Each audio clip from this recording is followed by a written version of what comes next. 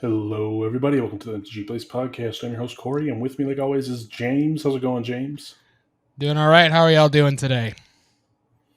I'm doing pretty good. I'm going to have early access for Lord of the Rings on Arena, so I'll be recording some of that and posting videos on YouTube, so watch for those.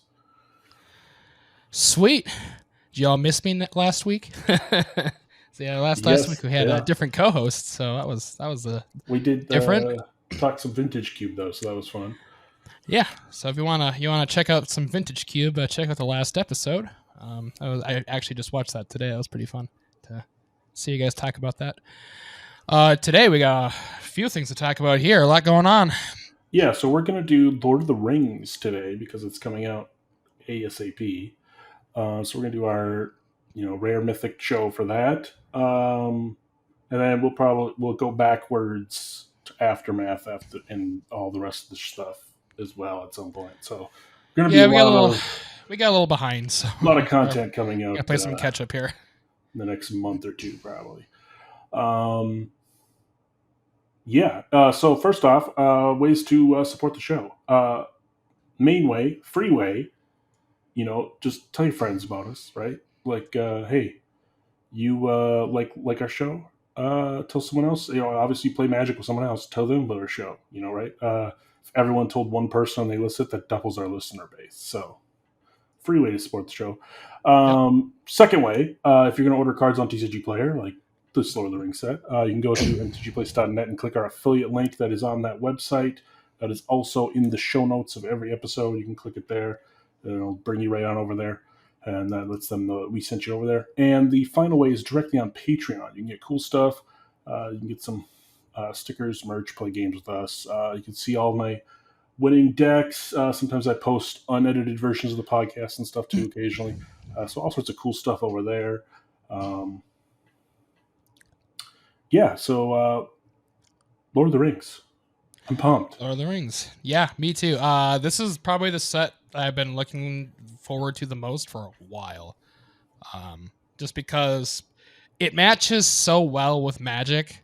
I mean, Lord of the Rings has magic in it, and it's like medieval and all that stuff. It's like perfect for the game. So, yeah, really excited. Yeah. Let's see. Everyone knows the One Ring they're making, the promo version, 1 of 1 serialized. Yeah, 1 of 1. Good luck, sets. Everybody. Just in case. I mean, your odds are pretty. It's like 0.0003 or something. But highly unlikely. Yeah, so I mean, it's better than winning the lottery or something. But you might want to treat it as such. So if you're going to open a collector's box, then maybe do it at home. So if you do open it, nobody can steal it from you, and call a lawyer and go auction it off. Because I mean, there's been offers already of like $2 million for it. They haven't out yet. So, God, if I open that, I'd be like, yeah, here you go. I'm set for life, baby. Exactly. God. And then the new mechanics of the set. So, we got cool box stoppers too. We have about 40 different of those. We'll go through those at the end. And then the cool new mechanics, we got the ring is the main mechanic. The ring is going to tempt you. So what happens is when the ring tempts you, as the ring tempts you, you get an emblem named the ring if you don't already have a ring.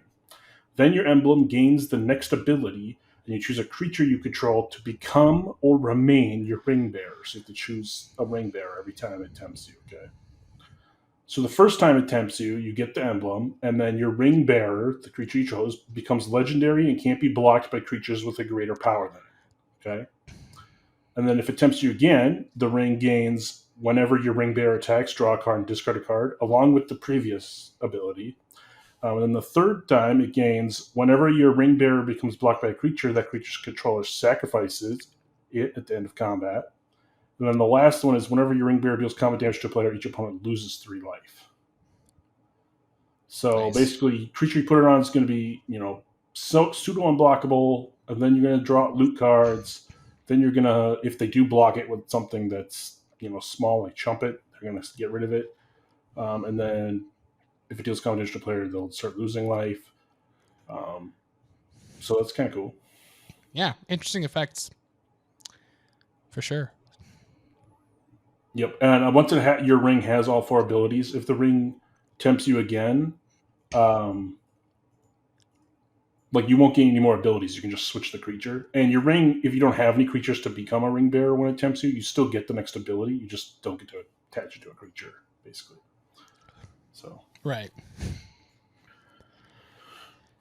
all right. So with all that, James, do you want to start us off with the first white card? All right. So as always, we'll be going Wooburg order, alphabetical order in each one. Rares and mythics only. Although since this is a special set, it's Lord of the Rings, we'll dip into some other cards too that we think are kind of cool that are outside of what we normally would talk about. So yeah. So our first card is Boromir, Warden of the Tower. He is 2 and a white for a 3/3 legendary creature that's a human soldier with vigilance. Whenever an opponent casts a spell, if no mana was spent to cast it, counter that spell. Sacrifice Boromir, Warden of the Towers. Creatures you control gain indestructible until end of turn. The ring tempts you. Okay, so Boromir is 3 for a 3/3 soldier with vigilance. They can't cast any 0-cost spells or stuff that would cast only for free because it just gets countered. Yeah, so And no Lotus Petals for you, I guess. And then you could sack it to protect your board or protect your creatures. It's pretty good. Yeah. It's like a way better version of Safi.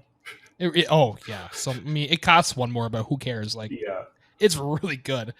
And I love how, like, this really does match Boromir, like, in the story. So I think this is great. These are, modern legal. Obviously, people will be playing on Commander, but, this could see play in Legacy Death and Taxes even, I think. Oh, yeah. It's a low-costing card. It honestly wouldn't be bad. Like, it kind of fits. More or less. Next up, we got an enchantment. It's called Dawn of a New Age. It's 1 and a white for an enchantment. When Dawn of the New Age enters the battlefield, or it enters the battlefield with a hope counter on it for each creature you control. At the beginning of your end step, remove a hope counter from Dawn of a New Age. If you do, draw a card. Then, if Dawn of a New Age has no hope counters on it, sacrifice it and gain 4 life.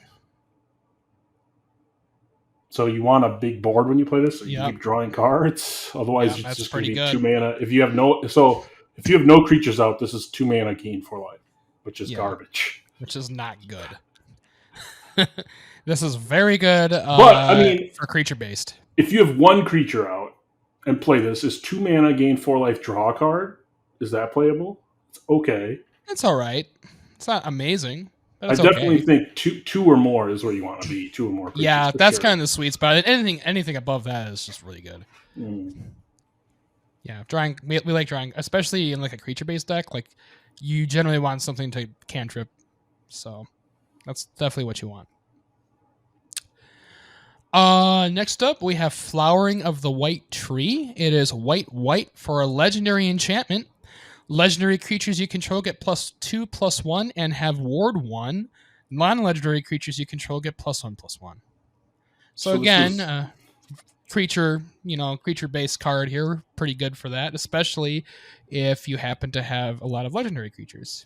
Yeah, and this is just an Anthem on steroids, right? Because it's for everything, it's 1/1, and if you're playing a legendary creatures matter deck, which is a thing in Commander, the Cute to Brute deck was that, like the Eskia deck, and the Sisay decks like that. So then they'll get +2/+1 and ward 1 for 2 mana. That's good, really good.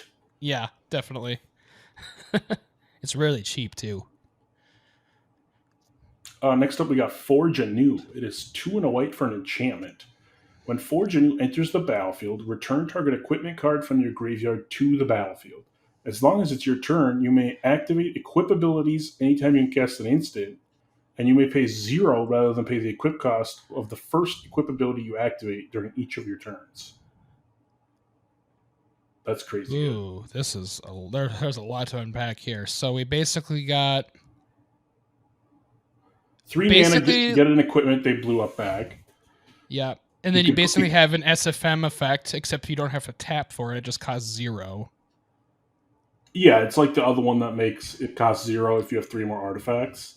but that's the always. This Metalcraft is just one. only Yeah. the first one. But either way, you just equip the expensive one first. Like, Yeah, like your battle and skull it or only whatever. will work during your turn. So if you do use it as an instant, you have to pay the mana.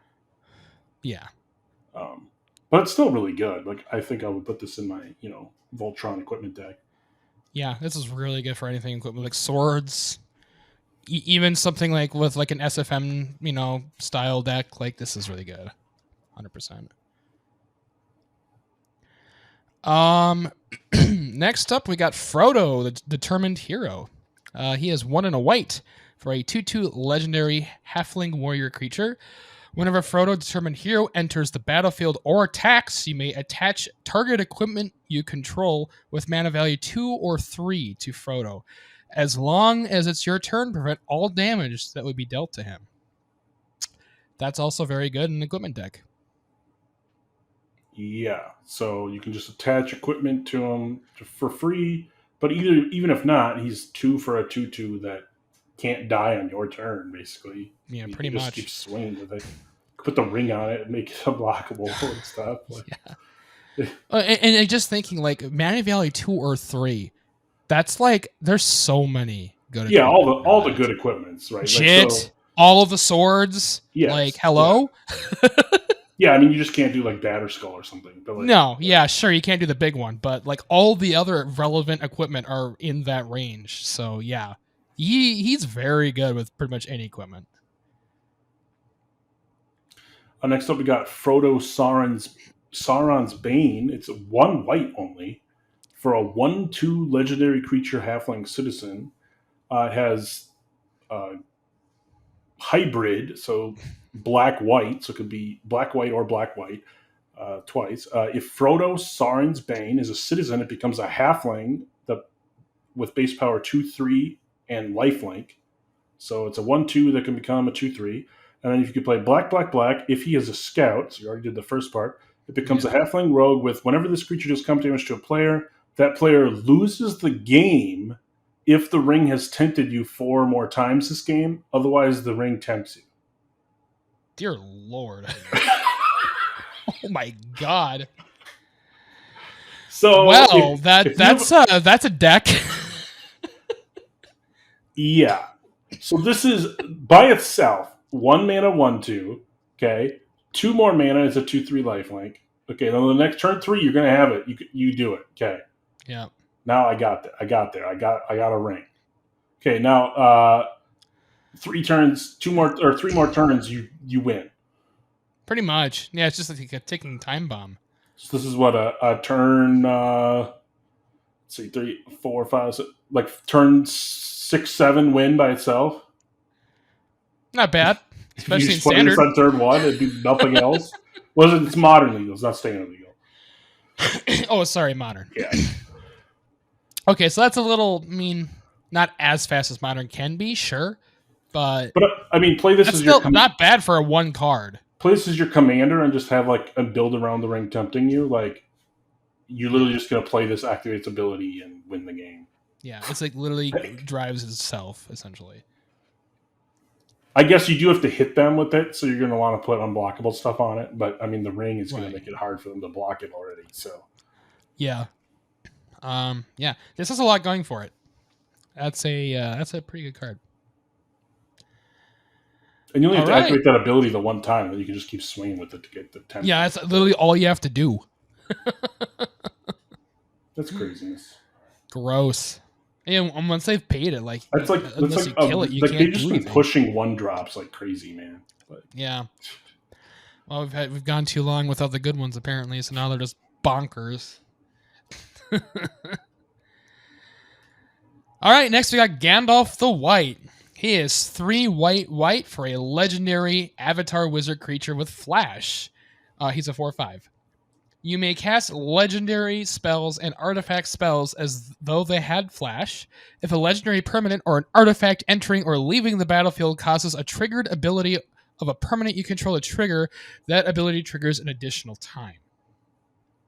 So ETB matters, and all your shit has flash, basically, that revolves around it. In your Flicker deck, right?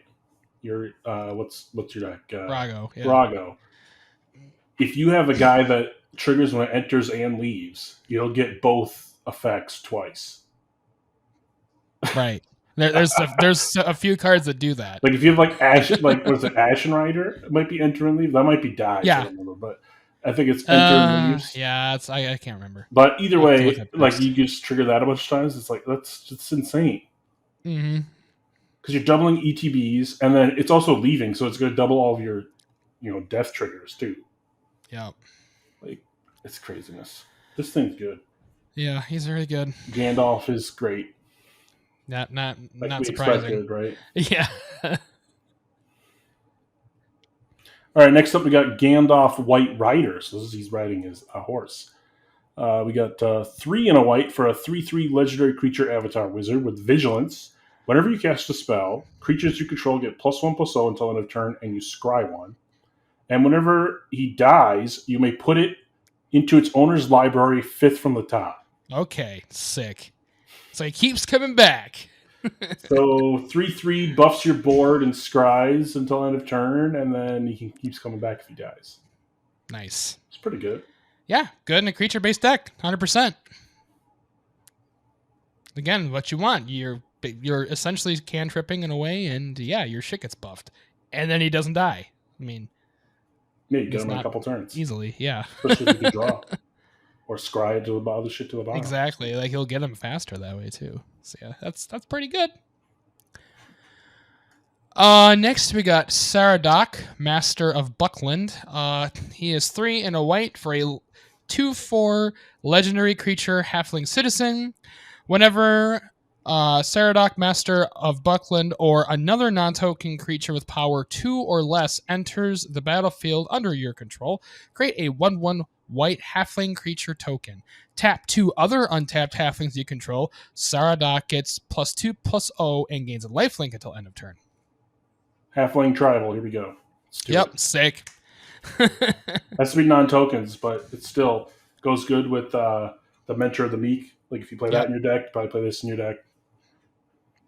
There's a lot of really good synergy cards for like kind of white weenie stuff. So because white weenie been a thing in Magic forever. And if you just play a token deck, you play this too. Like you're just making more tokens. Like even if you don't use the last effect ever. So yeah, it's not bad. All right, next up we got the Battle of Bywater. It's 1 white for a sorcery. Destroy all creatures with power 3 or greater. Then create a food token for each creature you control. So this is good in the power 2 or less deck. Yeah, it is. Holy yours crap. Are going to die. And you're going to get a bunch of food tokens. Yep, so you're going to gain all of your life back. Yeah, you're going to blow up the board and gain some food tokens. Yep, seems good. And your weaklings are still alive. And only costs 3. That's not bad. That's really good for a board wipe. It's less than a Wrath. Like, granted, it doesn't hit everything, but it hits most things though. Like, in a deck like this would probably be, and it's gonna hit exactly what you want. If you're going wide with a bunch of 1/1 tokens, like this isn't gonna kill your stuff. So yeah, you're gonna be great. So yeah, that's pretty good for that scenario. All right, next we got a Saga. It is War of the Last Alliance. It is 3 and a white. Chapter 1. Search your library for a legendary creature card, reveal it, put it into your hand, then shuffle. And it's also Chapter 2. It's the same thing. Chapter 3. Creatures you control gain double strike until end of turn. The ring tempts you. So I think this is good in like a commander game. I don't know if it's good in constructed that much because like it is 4 mana.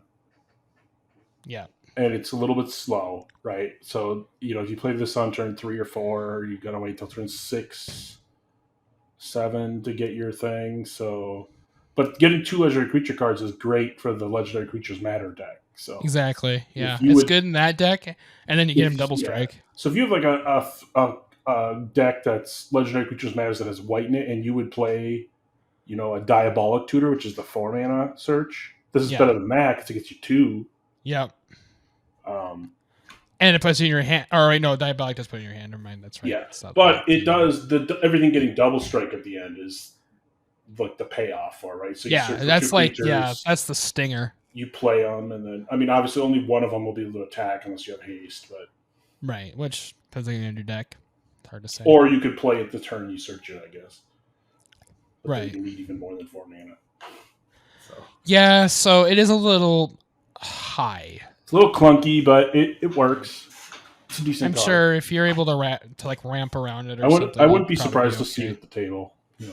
Oh yeah, it'll be played in something, especially in like a deck that plays bigger stuff. Like they're gonna have a curve for that, so they won't care.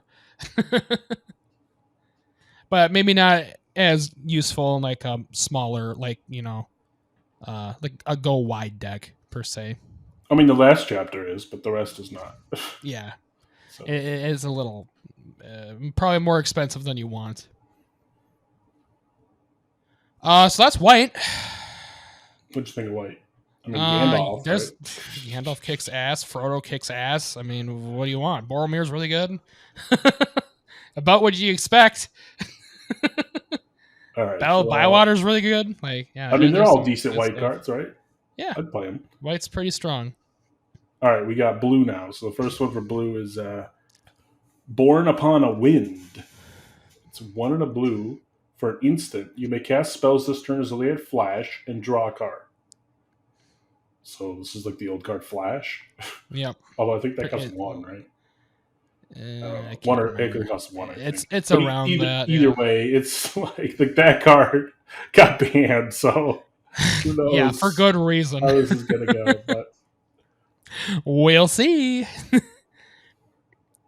mean, it's obviously only for the turn, but honestly, that's probably all you need if you're going to go off, which is kind of what this is for. So, all right.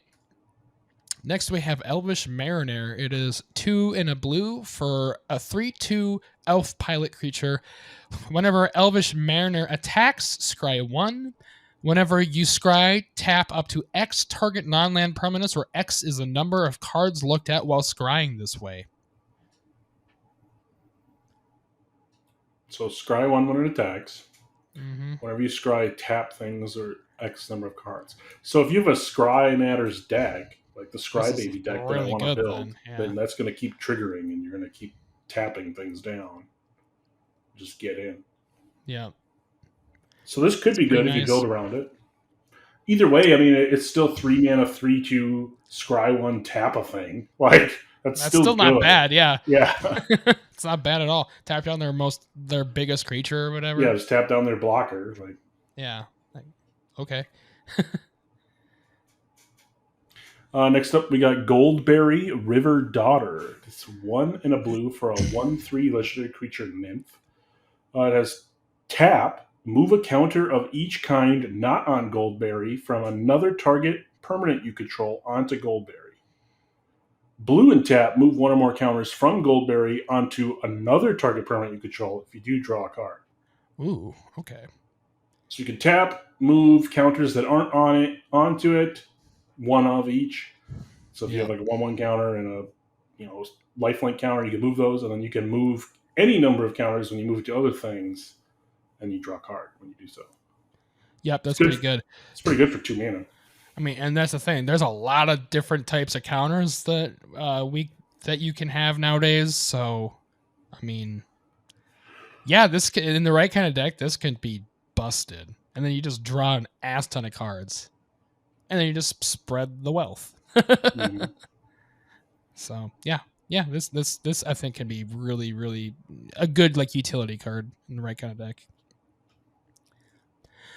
Next, we have Lost Isle Calling. It is 1 and a blue for an enchantment. Whenever you scry, put a verse counter on Lost Isle Calling.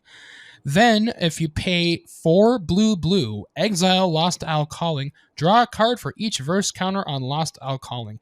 If it had 7 or more verse counters on it, take an extra turn after this one. Activate only as a sorcery. So another great card for the Scry Matter decks. Yeah. Which is what I've been trying to building, but like when I was looking at it, there was just close, but not exactly enough cards, but close to enough cards. And so maybe with this set we'll get enough to do it. It's seeming like there's definitely some good stuff for it. So yeah, that's really good. if you're able to build around it. Next up, we got Press the Enemy, 2 blue for an instant.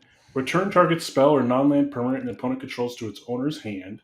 You may cast an instant or sorcery spell with equal or lesser mana value from your hand without paying its mana cost.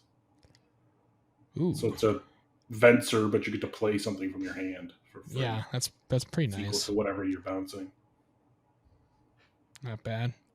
So that's good because you hopefully can counter better, what they yeah. play. If they play a big thing, to play something big for free. You could bounce their big thing to play something big for free. It's pretty good, actually. Yeah, there's a lot. This is a very versatile card. I mean, that's what Venture was so good, because it was so flexible. And then you got like a, what was he, like a 2/1 or 1/2 or whatever the hell he was. Yeah, 2/3 or something, 2/1. Yeah. But in this case, you could theoretically get something better than that and play. So, yeah, that's definitely not bad. Next we got Rangers of Ithilien. It is 2 blue for a 3/3 human ranger creature with vigilance.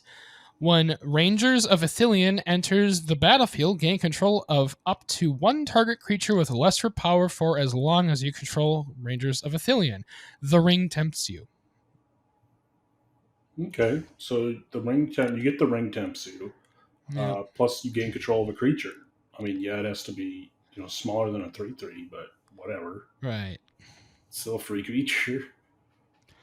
It's not bad. And honestly, as we were kind of talking about earlier, how like 1-drops have been bonkers. I mean, there's some you could theoretically get something pretty decent. Yep. If you're lucky. Next up, we got a saga. It's Scroll of. Is that Isildur? Isildur? Okay. Yeah. 2 of the blue for a saga. Chapter 1 is gain control of up to one target artifact for as long as you control the scroll, and the ring tempts you. Okay, so you get a tempt and an artifact. Chapter 2 is tap up to 2 target creatures, put a stun counter on each of them. Oh, that's dirty. And Chapter 3 is draw a card for each tapped creature target opponent controls, which will be at least 2. Yep, not bad. If That's you really pretty want to good. tap down their There's shit, like then you can 3 drive it mana. more. Yeah, that's cheap. And you're going to steal their mana rock for a couple points. Yeah. Yeah, not bad at all. And you get the tempt effect too. Yep. Which can be very good. Yeah, that's a pretty good enchantment. Yeah, especially if you like turn 3, play this, gain control of something, right? Next turn, you tap 2 of the things, and then you like sleep them or something, and then you draw a card for all their creatures. Yeah, it's literally sleep. Yeah, like gross. All right. Yeah, that's quite good. Next we have Storm of Saruman. It is 4 blue for an enchantment. It has Ward 3, so good luck. Whenever you cast your second spell each turn, copy it, except the copy isn't legendary. Ooh. You may choose new targets for the copy, so you can copy anything, basically. That seems good. Very good. And it's hard to get rid of. I'd like to have multiple Ulamogs in play. I know, right? Yes, could I have another, please? Because one wasn't good enough. I know, right? Yeah, let's double Annihilator, like 5 or 5. I think is what he is. 4, yeah, it's just like gross. Yeah, that's pretty good. There's a lot of stuff that can abuse the crap out of that too. So it does cost 6, so a little bit of setup to get there. But once you get there. And you got to cast your second spell, so you got to cast a thing before. Right.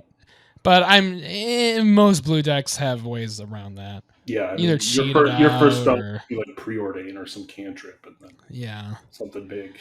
you'll have like Tron or something going, so you won't care. Or best scenario, your first spell is High Tide, and then you play something. Oh yeah, then after that you just poop out everything out of your hand. It's great. What more do you want? Next up, we got the Watcher in the Water.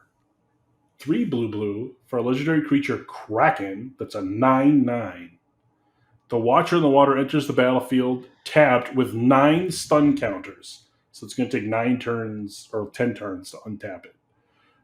Whenever you draw a card during an opponent's turn, though, you create a 1/1 blue tentacle creature token. And whenever a tentacle you control dies, untap up to one target Kraken and put a stun counter on up to one target non-land permanent. So you draw cards during your opponent's turn, you make tentacles. If you have a sack outlet or something, you can untap this Kraken and start putting stun counters on other things. Mm-hmm. So it seems very good if you can build around the effect of being able to untap this guy and draw cards on your opponent's turns with like Ponder and Brainstorm and stuff, and then have some sort of sack outlet as well. Yeah. Or, you just play like Vampire Hex Mage and you just don't care. Yeah, you do. and then it's on taps. I mean, you have 9/9 for 5. 9/9 for 5? Sure. Seems pretty good. You just have to deal with it being tapped for one turn, but whatever. It's a big Kraken. Yeah. I'm so happy to see more big stuff like this. Especially after some of the big sea creatures we got from a couple of other commander sets in the past. Like there's some good stuff. Yeah, that is also quite good as long as you're able to build around it. That's blue. So blue also, unsurprisingly, very strong. Yeah, blue's good. I still think I like white better, but blue's good. Yep. Yeah, white was very good, but yeah, blue's definitely got some good stuff. I will say blue's more situational. Like a lot of these cards have to kind of be built in the right way, like for the deck.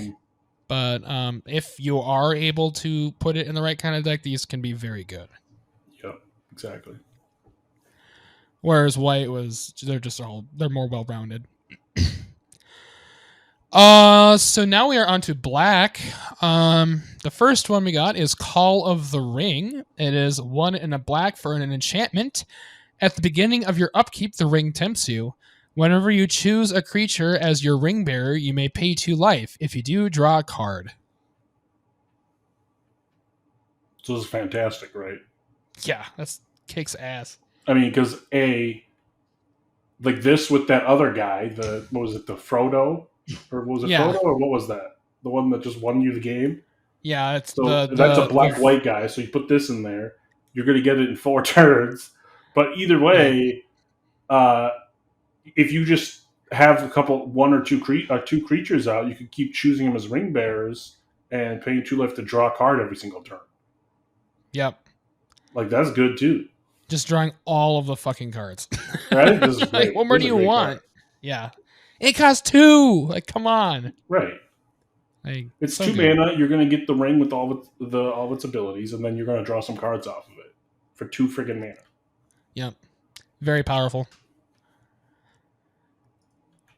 Next up, we got Gollum, the Scheming Guide. It's 1 and a black for a 2/1 legendary creature halfling horror. Whenever Gollum attacks, look at the top 2 cards of your library. Put them back in any order. Then choose land or non-land. An opponent guesses whether the top card of your library is the chosen one. Reveal that card. If they guessed right, remove Gollum from combat. Otherwise, you draw a card and Gollum can't be blocked this turn. Nice. Okay. You play a little mind game here. He's like, all right, I put cards back. Is my top card land or non-land? Well, I guess you pick first. So you choose. Yeah. Like, I'll be like, okay, the top card's a land, and then you guess if I'm lying or not, basically. Right. And if you pick right, then it's removed from combat, which is whatever. But I still got the scry too, basically. You know? Literally. And if they guess wrong, you get to draw a card and swing for 2. And they take freaking 2. Yeah, and it's a 2/1. That's good. Yeah, that's pretty awesome. And it's very much in Gollum's character too, which is also great. So yeah, definitely a fan of that. They did really well with this one. Yeah, that's pretty useful. All right, next up is Isildur's Fateful Strike. It is 2 black for a legendary instant. So you can cast a legendary instant only if you control a legendary creature or planeswalker. Mm-hmm. Destroy target creature. If its controller has more than 4 cards in hand, they exile cards from their hand equal to the difference. Yeah, so that's pretty good. Yeah, I'd say so. I mean, it's an instant speed kill spell. And if someone's playing a lot of draw cards or some shenanigans, they now go back to 4. Yeah. And it exiles them, so it's not like they can get them back. Right. Yeah, that's pretty rough. It's decent. I mean, it does cost 4. It's a little expensive, but for what it does, it's it does a lot. Good. This kind of does some work, honestly. It's definitely going to be one of the premier removal spells for limited, probably. It's definitely going to be only good against someone who like actually has like a big hand, though. Like, yeah, you don't really want to play this against someone who doesn't have a hand, because then it's kind of defeating the purpose. It's just, you destroyed something for 4. Well, that's not as good. Then you might as well just play like murder. Yeah, it's like Cruel Edict, lots of other things. But yeah, if it's if they have a big hand or whatever, this can be very good. Yeah, the fact that it exiles them, that's brutal. If you could ramp into this, so like if you turn 1 or 2 play this, and they've played like a land and that's it. It's like, okay, you're getting rid of half your hand. Yeah, and I'm killing a thing. I mean, hey, coffers is a thing. Black's got ways to ramp up stuff as well, like, or just rid it. That's all of a sudden it costs like 2. They do have to have a valid target as well, though. So right. All right. Next up, we got Lobelia. Yeah, I think Sackville Baggins, 2 and a black for a 2/3 legendary creature, a halfling citizen with flash and menace. And when it enters the battlefield, exile target creature card from an opponent's graveyard that was put there from the battlefield this turn. Then create X treasure tokens where X is the exiled card's power. Ooh. So you flash this in when one of their big creature dies, and it gets exiled from the graveyard, and then you get a bunch of treasures. Yeah. And you have a 2/3 find a way to get rid of one of their big creatures, and you just have realistically, as long as they have at least a 3-power creature, this becomes a free 2/3 with menace. Right. Yeah. Because you get the treasure back. And then more than that is just icing. Yeah. Free mana. This is a great card. I think you're just going to end up playing this in like every black deck. I mean, yeah. And it has menace too. Like, okay. Mm-hmm. Like, yeah, that's not bad. It's pretty good. It's got a lot going for it. All right. Next, we got the Black Saga. It is 1 ring to rule them all. 2 black. Chapter 1. The ring tempts you. Then each player mills cards equal to your ring bearer's power. Chapter 2. Destroy all non-legendary creatures. Chapter 3. Each opponent loses 1 life for each creature card in that player's graveyard. Ooh, there's a lot going on here. Yeah, so 4 mana, they're going to mill some cards, and you're going to get the ring, tempt you. So that's good. Mm-hmm. The second ability is the best, destroy all non-legendary creatures. Yeah, that's really good. And then the third ability, everything that was dead is plus whatever was milled. They're going to lose a bunch of life. Yeah, exactly. So I definitely play this as like a 4 mana sorcery speed kill spell, basically. Totally. This. I mean, they know it's coming, but like, so what? What are they going to do about it? They're going to waste a removal spell on this, or they're going to not play creatures for a turn. Like, yeah, and then just either way, that benefits you. So exactly. And then that's the thing. Like minimum, you get the ring tempt out of it. So. And then the other thing too is like you're also milling, and since you're playing black, that's probably a benefit for you. Right, yeah. Especially black wants stuff in its graveyard, so they know, I'm just going to reanimate what I got rid of for nothing. Like, yeah, sure. I'll take a bunch of copies of this, so I want to put it in all my black decks. Yeah. This is definitely good for your playstyle. Yeah, that's pretty good. It's also going to be good in the Legendary Matters deck because it destroys all non-legendaries. So. Exactly. So then your board is untouched. So also very good. So yeah, there's a lot of really good ways to use this. Next up, we got the Orcish Bowmasters. It's 1 and a black for a 1/1 Orc Archer with Flash. It's 2 mana, 1/1 Flash. When Orcish Bowmasters enters the battlefield, and whenever an opponent draws a card except the first one they draw on each of their draw steps, so if they drew a second card for the turn, Orcish Bowmaster deals 1 damage to any target, and then you amass Orcs 1, which is similar to the zombie amass, where you make if you don't have an army token, you make a 0/0 army and put a 1/1 counter on it. But if you already have an army, you just add a 1/1 counter to it. Yeah, so it just gets bigger and bigger and bigger, basically. Yeah. So basically, it's going to be, this entered the battlefield, I'm going to deal 1 damage to something and get a 1/1. So it's by the worst case, it's 2 mana for 2 1/1s to deal damage. Yeah. That's pretty good. And then if you could get them on the drawing extra cards part, it's like then you're dealing more damage. Your creatures are getting bigger. Like, so this is just really good.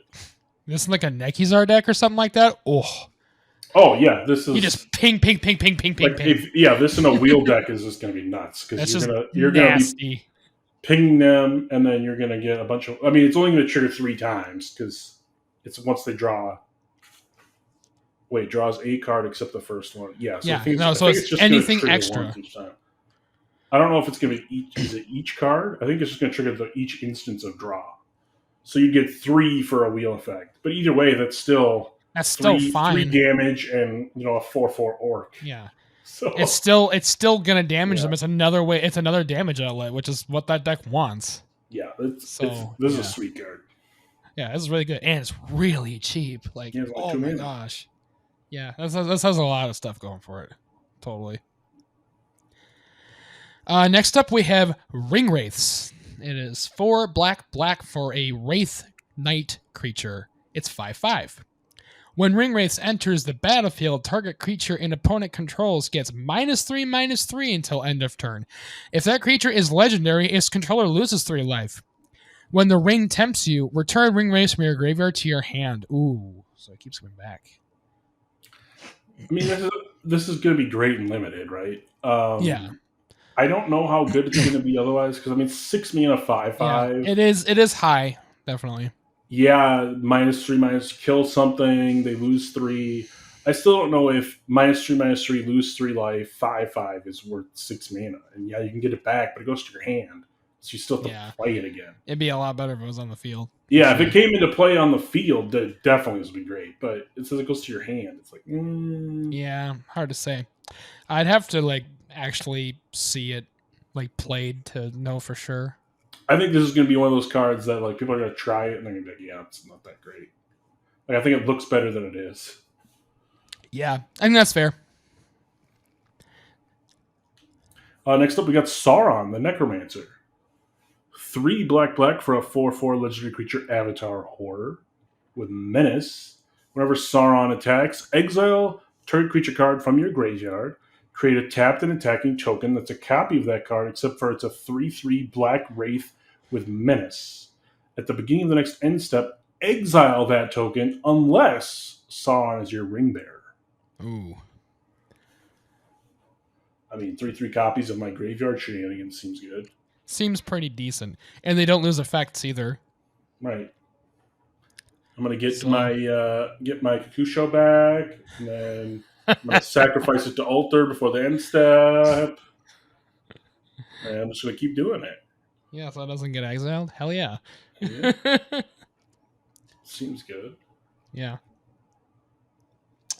This... it does exile from your graveyard first. You can do each creature in your graveyard 1 time. Yeah. I mean, even if it's something sticking around, that's good. I mean, say you have what's the blue guy that draws a bunch of cards? Sphinx, Consecrated Sphinx or something. And it's just all right, draw a bunch of cards, and it's a 3/3 menace as well. Yeah. Okay. Give it to me. Yeah. This definitely, especially for black, this is pretty good. And then our last black card is Shadow of the Enemy. It is 3 black, so that's 6 total, for a sorcery. Exile all creature cards from target player's graveyard. You may cast spells from among those cards for as long as they remain exiled, and mana of any type can be spent to cast them. So not only do they lose all their shit, you can play it. Yeah, you just have to pay the mana for it, so you're taking off turn 6 or 6 mana to basically have all their creature cards in their graveyard be additional cards in your hand.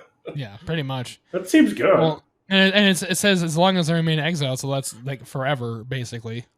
Right, yeah, I mean, unless somebody has some shenanigans that makes it Wish unexile. shit or some Or shit. they Like, I don't they know. just kill you. But, Yeah, or that. so Yeah, that's pretty good. seems sweet.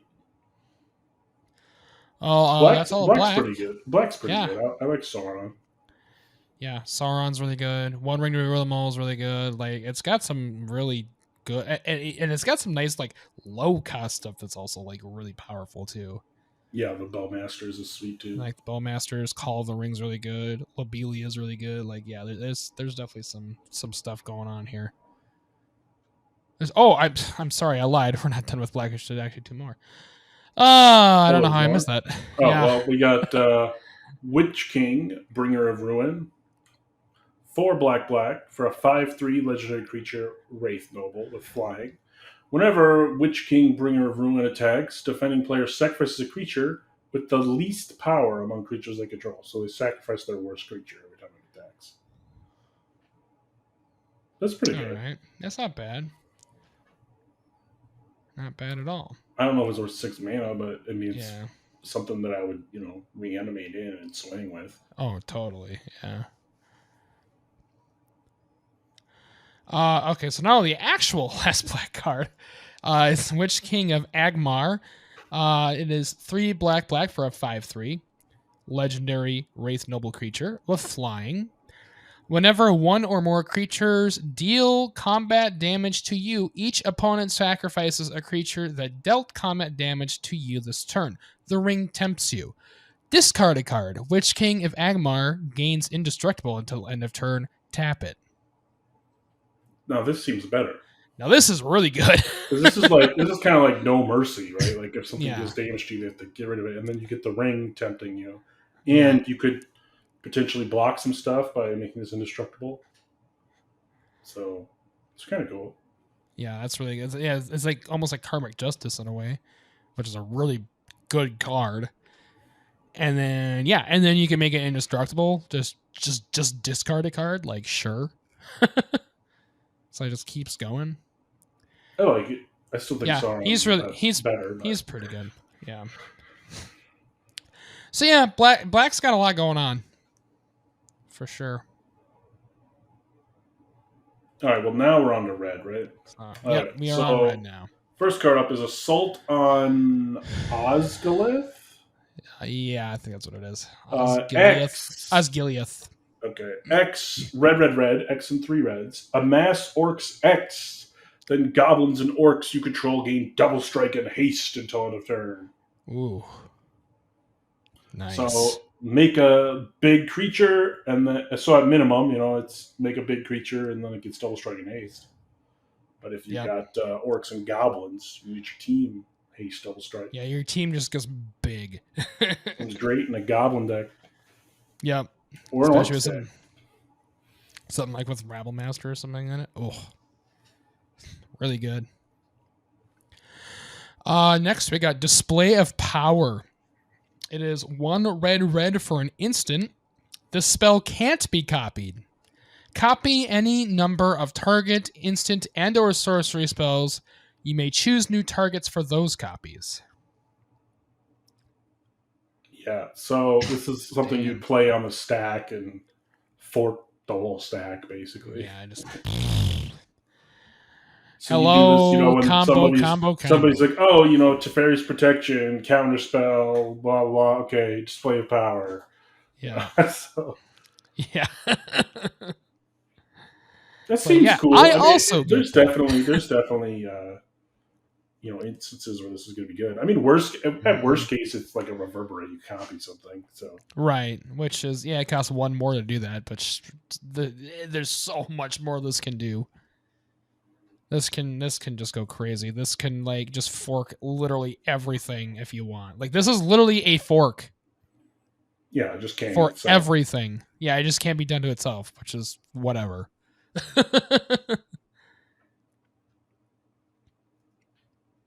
It's pretty good. Yeah, not bad.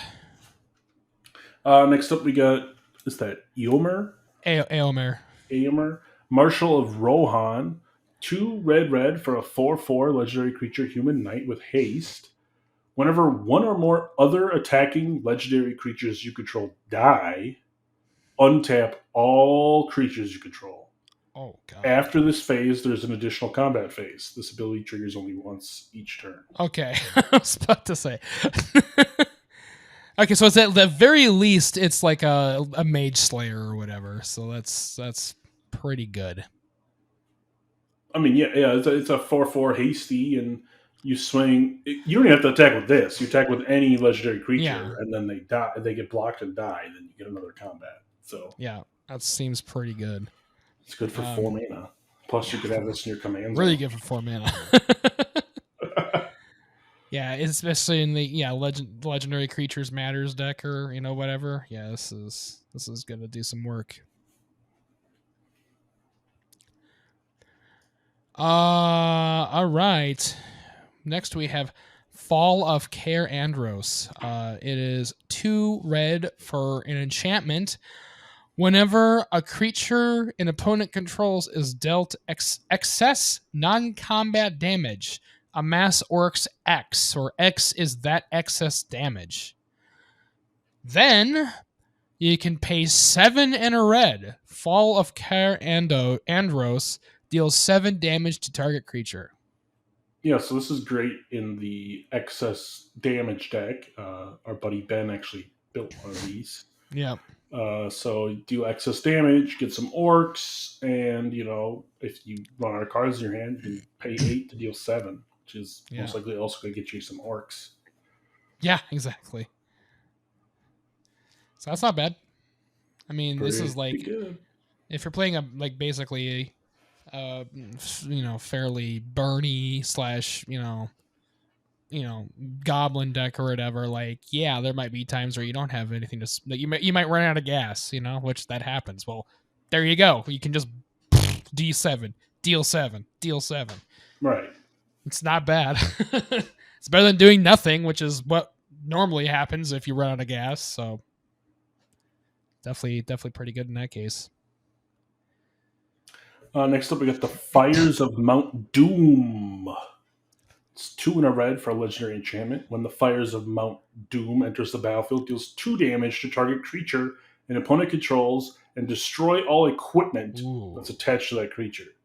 Then it has, you can pay 2 and a red, exile the top card of your library. You may play that card this turn. When you play that a card this way, Fires of Mount Doom deals 2 damage to each player. Damn. It's got a lot going on. Impulse draw for 3 and deal 2 damage, and you can also deal 2 damage to a creature when it enters and wipe equipment if it has melt its equipment off of it. Yeah. It's like, bye-bye, your one creature with 5 swords on it. Get out of here. Because we all know there's that anti-Voltron decks. Yeah, exactly. Pretty decent for 3 mana. Definitely not bad. That's pretty good for 3. Yeah. All right, next we got Gloin, Dwarf Emissary. It's 2 and a red for a 3/3 legendary dwarf advisor creature. Whenever you cast a historic spell, create a treasure token. This ability triggers only once each turn. And then he has tap, sacrifice a treasure, goad target creature. No, that's your favorite ability. Yeah, I don't think we goad that much, but it's still a decent ability. Yeah. Because it has to attack someone other than you. I mean, so again, the legendary matters. You can get some treasures. It sucks that it's only once each turn, or else I'd be like, I'm freaking jamming this thing, man. Oh, yeah. But, I mean, still, it's pretty good. Especially if you can play artifacts, legendaries, or sagas at instant speed, then you can get one on everyone's turn. Yeah, that's definitely not bad. So if it can stick around, you're going to get some treasures, which is always good. Free mana. Yeah. Not bad at all. Next up, we got Hugh the Entwood. 3 red for a sorcery. Sacrifice any number of lands. Reveal the top X cards of your library, where X is the number of lands sacrificed this way. Choose any number of artifact and or land cards revealed this way. Put all non-land cards chosen this way onto the battlefield. Then put all land cards chosen this way on the battlefield tapped. Then put the rest on the bottom of your library in a random order. Wow. Okay, so you're trading in lands for different lands or artifacts. Yeah. Very, very much red fashion. It's you're definitely gambling. It definitely could be good in an artifact deck, I think, because you could hit like Blightsteel and stuff. Yeah. Or if you're playing like a scry deck where you know what you're drawing. Yeah, or if you just want lands that you're so you can set it up maybe. Or if you're playing like a Crucible deck where you don't care. Yeah, or Life from the Loam, blah blah blah. Yeah. It also triggers a shitload of landfalls. Oh my god, yeah. If Omnath gets big with this card. If you happen to hit them, of course. There's some uses for it. It's one of those you have to kind of build around it, though. Yeah, this isn't really something you just throw in a red deck willy nilly. You gotta if you try to just throw this in and jam it and sack all your lands and hope to God you draw something. Yeah, you might not like the result of that.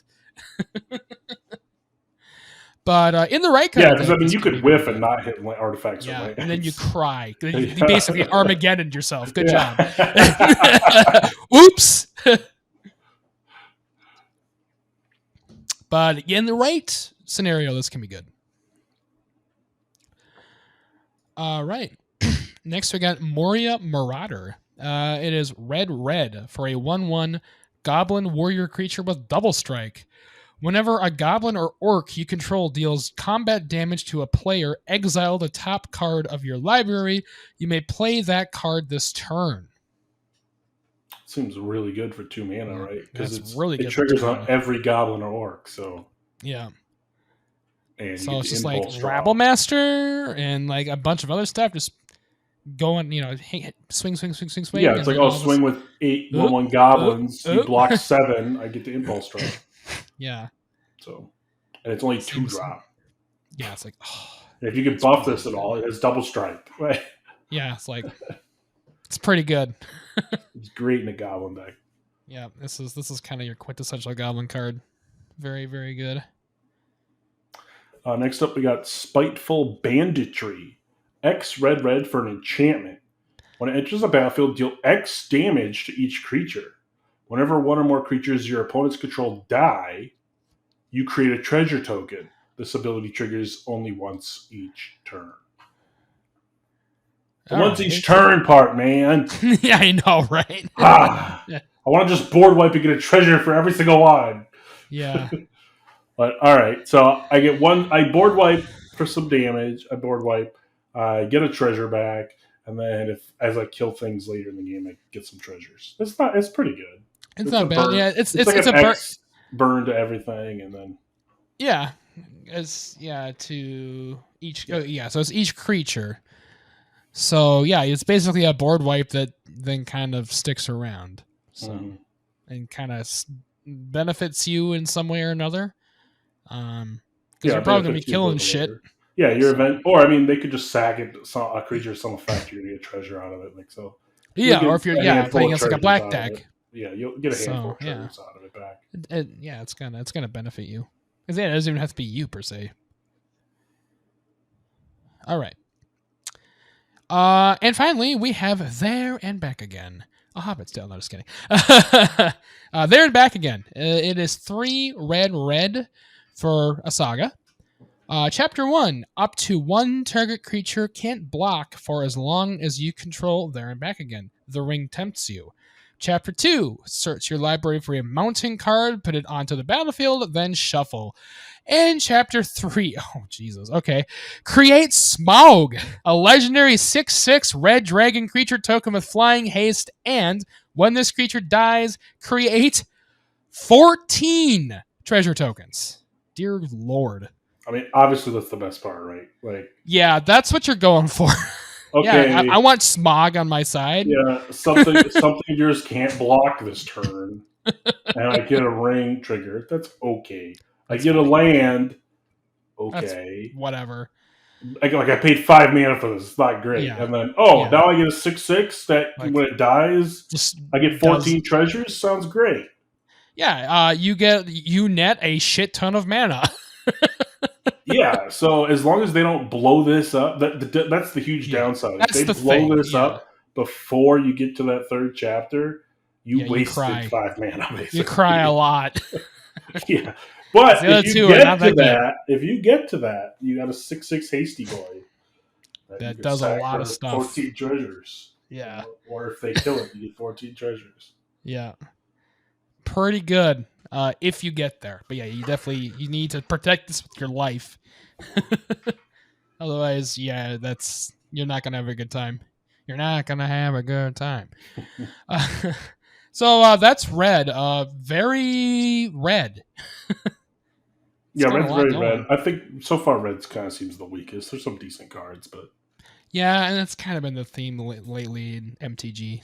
So, not as surprising. Really good for Goblin decks, though. There's some really good Goblin stuff in here. All right, green. yeah. So the first up, we got Delighted Halfling. It's a 1-drop. It's a creature. It's a halfling citizen. It taps for a waste. It also taps for a mana of any color, but only to cast a legendary spell. And that spell can't be countered. So it's literally a cavern, basically, in a creature. Yep, and it's a 1-drop. Pretty much. Seems But like it's a 1/2. seems like a fantastic mana dork to me. Yep, sure Seems like does. it's going in my That's legendary creature matters deck. I expect nothing less from green these days. Seems like it's going in basically any 5-color deck, because especially the commander, because I could use this to cast my commander and it's a 1-drop. It's almost as good as birds. And they can't counter it. Yeah. Pretty good. Yeah, this has a lot going for it. That's a really good card. Next up we got Eleanor Gardner. 3 and a green for a 2/4 legendary halfling scout creature.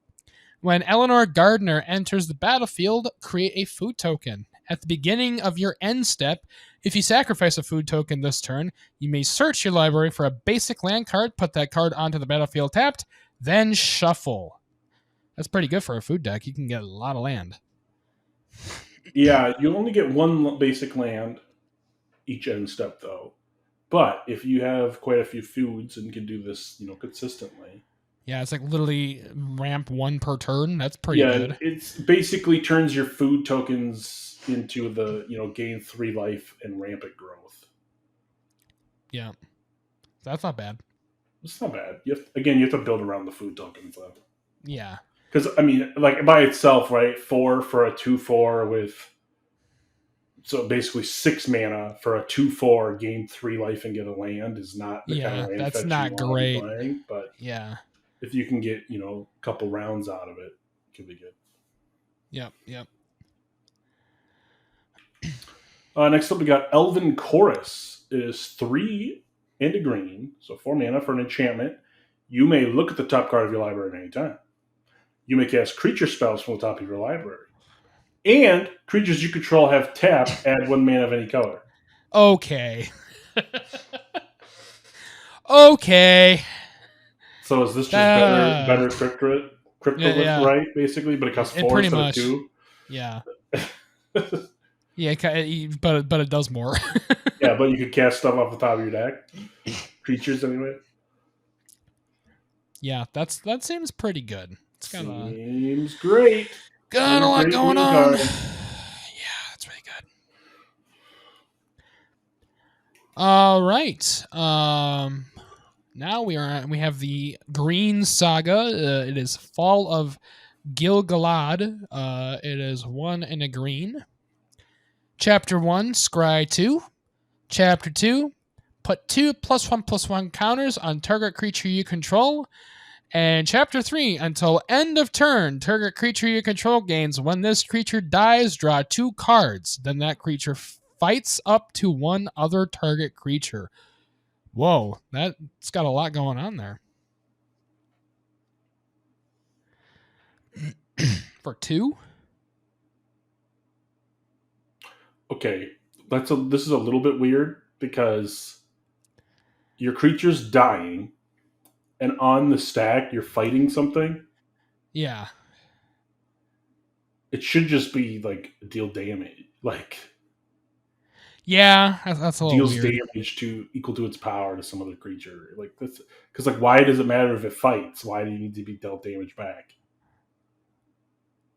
Unless you have a creature that like benefits from that, maybe.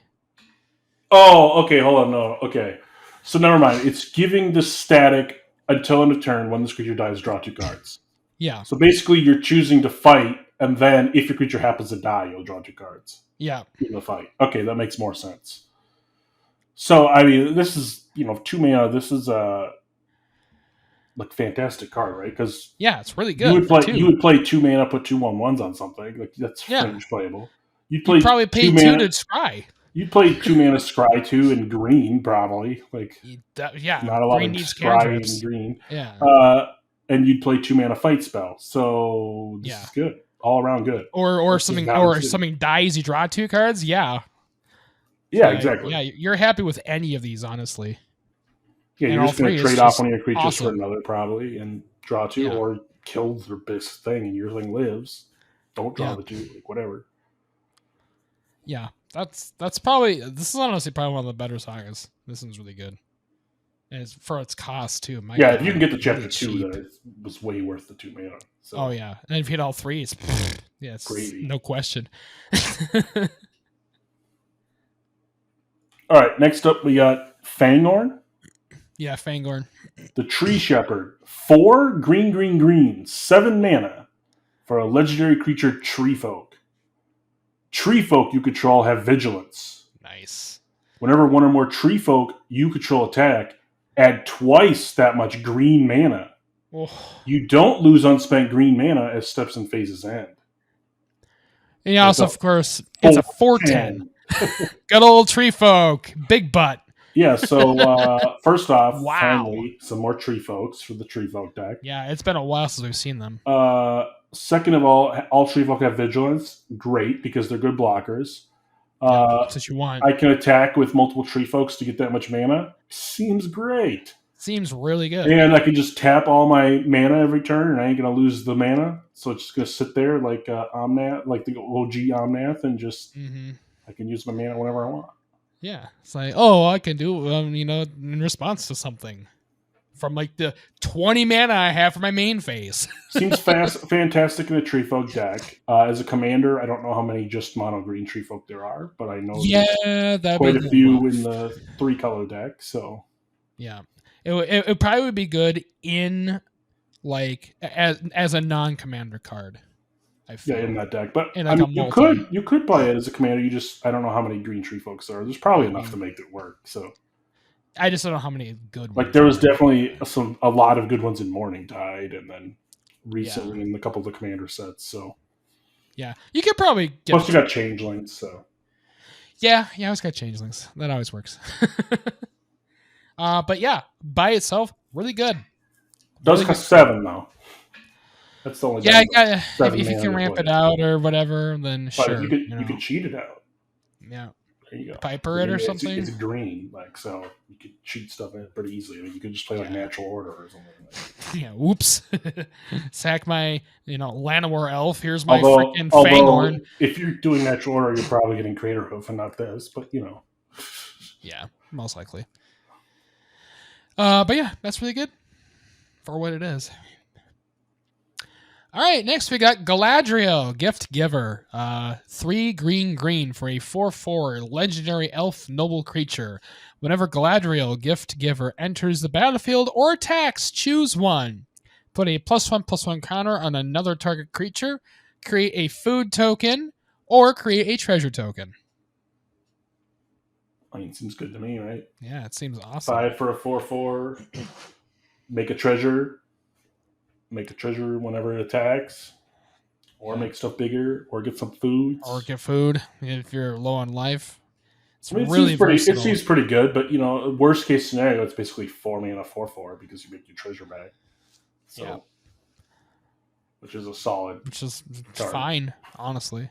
Especially in elves, where you're going to ramp into it with other elves. So yeah, fits with the elf theme very well. Next up, we got Last March of the Ents. 6 green. So 8 mana for a sorcery. This spell can't be countered. I would hope so. Draw cards equal to the greatest toughness among creatures you control. Then put any number of creature cards from your hand onto the battlefield. Oh, man. So you got that tree folk out. Mm-hmm. 1 more mana, you can play this. Draw 10 cards, then dump your hand. Yeah, toughness too. Oh, God, yeah. It's like a better Genesis wave almost. In like a tree folk deck. You don't have to pay X per se, as long as you have something with a big butt. Big, yeah. But yeah, it can be that good, kind of deck. And it can't be countered, which is nice. Which is really good, because whenever Genesis Wave is countered, you're really sad.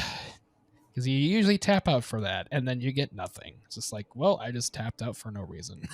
And this could be Nutso Bonanza, because like you could hit multiple creatures. So. You can hit so much stuff with this. Like, yeah, this is very, very, very good. Next we have Legolas, Master Archer. He is 1 green for a 1/4 legendary elf archer creature with reach. Whenever you cast a spell that targets Legolas Master Archer, put a +1/+1 counter on Legolas. Whenever you cast a spell that targets a creature you don't control, Legolas deals damage equal to its power to up to 1 target creature. So he's just gonna ping shit all day long, basically. Yeah, this seems kind of like the Gargos deck, where when you would target stuff, you think Gargos would fight stuff. But now it's you either buff Legolas, or you buff creatures, or you target creatures you don't deal control. damage. Yeah, you could ping or whatever, and then you can ping more shit. Or you could, play a giant growth on your opponent's creature, and then deal damage to something else. So you could play a politicky game where it's like, oh, you're attacking my opponent. I'm going to buff his creature, and then I'm going to kill that creature. The other one. This can go all over. It's definitely interesting deck. Some interesting deck builds with this. Yeah, this can go a lot of ways. Very interesting for sure. I suspect lots of shenanigans in Commander games with this. Can really do the politics BS with this if you really want to. Next up, we got Radagast, the Brown. 2 green for a 2/5 legendary creature, Avatar Wizard. When Radagast or another non-token creature enters the battlefield under your control, look at the top X cards of your library where X is that creature's mana value. You may reveal a creature card that doesn't share a creature type with a creature you control from among those cards and put it into your hand. Put the rest on the bottom in a random order. So basically you're going to build, I don't want these creature types to match down.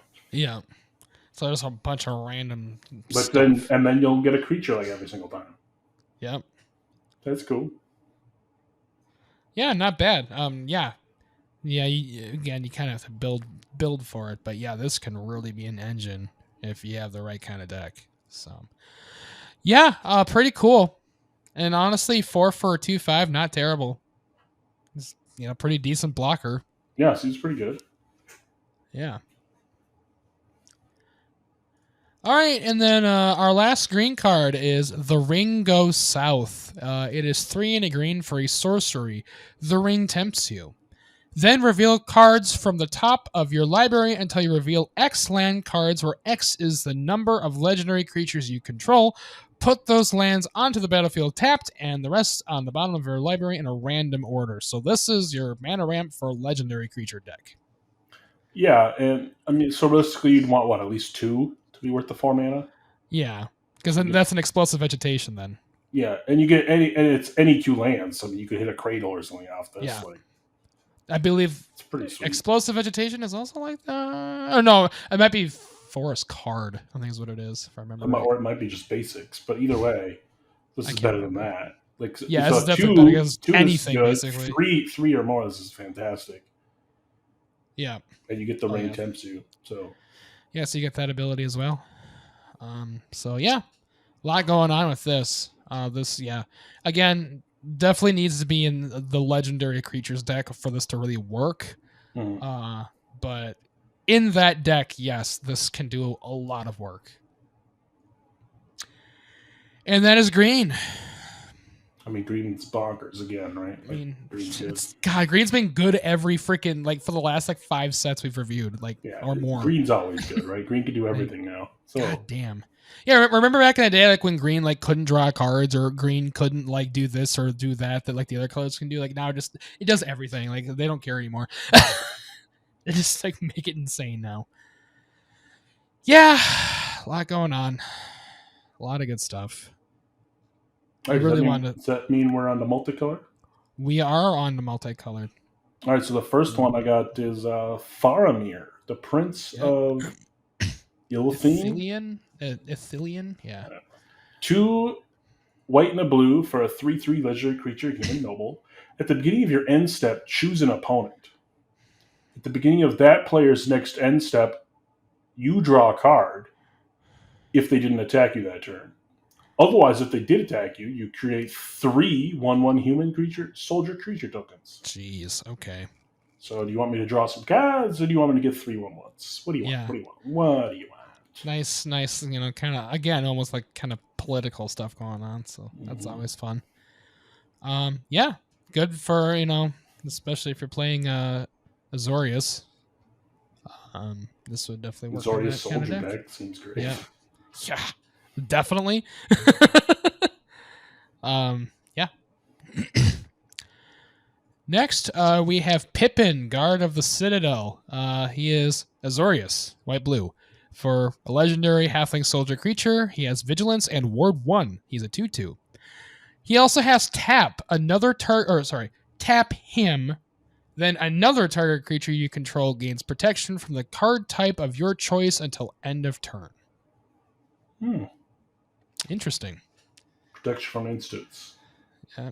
I like that. Protection from creatures. Swing, you unblockable. Yeah, there's a lot of stuff, a lot of shenanigans you can do with this. So, yeah, very good. Yeah, I mean, like, it's 2 mana, Vigilance Ward 1, and it has that ability. That seems good. Yeah, seems awesome.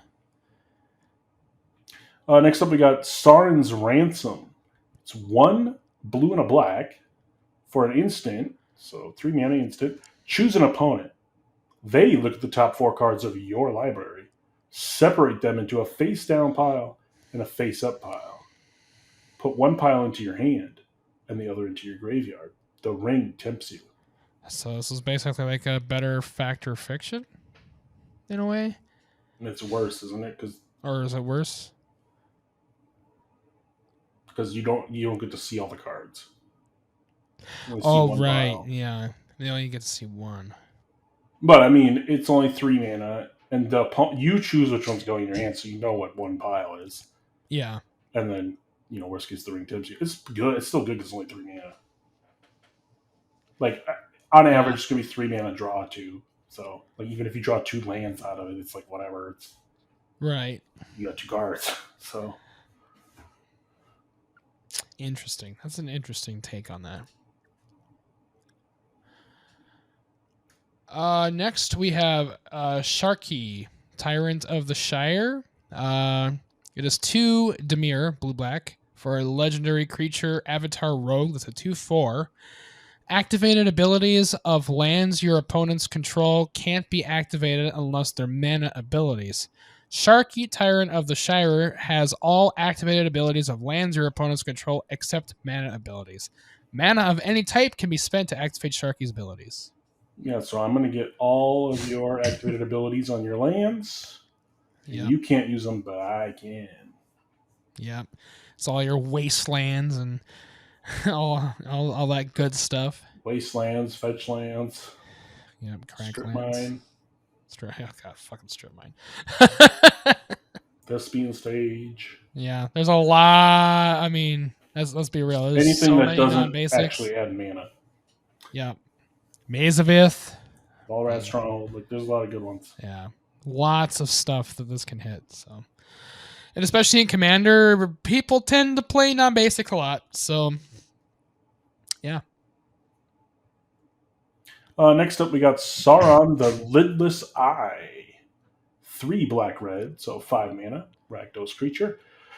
It's a legendary creature, Avatar Horror. It's a 4/4. And when it enters the battlefield, gain control of target creature an opponent controls until end of turn. Untap it. It gains haste until end of turn. And then it has pay 1, a black, and a red. Creatures you control get +2/+0 until end of turn, and each opponent loses 2 life. Ooh, interesting. Okay. So, enters the battlefield. I'm going to steal your creature and swing at you with it, and I can buff it and make you lose life. And I can do it to my team later on. And you can do that more than once, too. Yep. If you have a bunch of mana. Just got to pay it more than once, and you can make him do all sorts of stuff. So if you on. You want that threat effect, plus Rakdos has a lot of sack outlets, so it's probably swing them with their dude, sack it. So. Exactly. It's like, oops. That's always what you want to do with a steal effect like that. It's pretty good. All right, next we got Shagrat, Loot Bearer. Just 2 and a black-red Rakdos creature for 4 legendary Orc Soldier. Whenever Shagrat, Loot Bearer attacks, attach up to 1 target equipment to it. Then amass Orcs X, where X is the number of equipment attached to Shagrat. So this is another Voltron deck. You build this as the commander, attach everything to this, and then make a big orc. Make a huge freaking army. Well, it's one big orc. Well, one big dude, yeah. Cool. So, yeah, pretty awesome. Next up, we got the Balrog, Durin's Bane. 5 black-red, so 7 mana, 7/5 legendary avatar demon creature. This spell costs 1 less to cast for each permanent that's been sacrificed this turn. So that doesn't seem that hard in a black-red deck to sacrifice. Not at all. It has haste. It can't be blocked except by legendary creatures. And when it dies, destroy target artifact or creature an opponent controls. So in the best case scenario, this can only cost 2. Yeah. Well, that seems good. Yeah, I mean, sacrifice 2 things. Play, sacrifice 5 things. Get a 7/5. He attacks right away. Can't be blocked, most likely.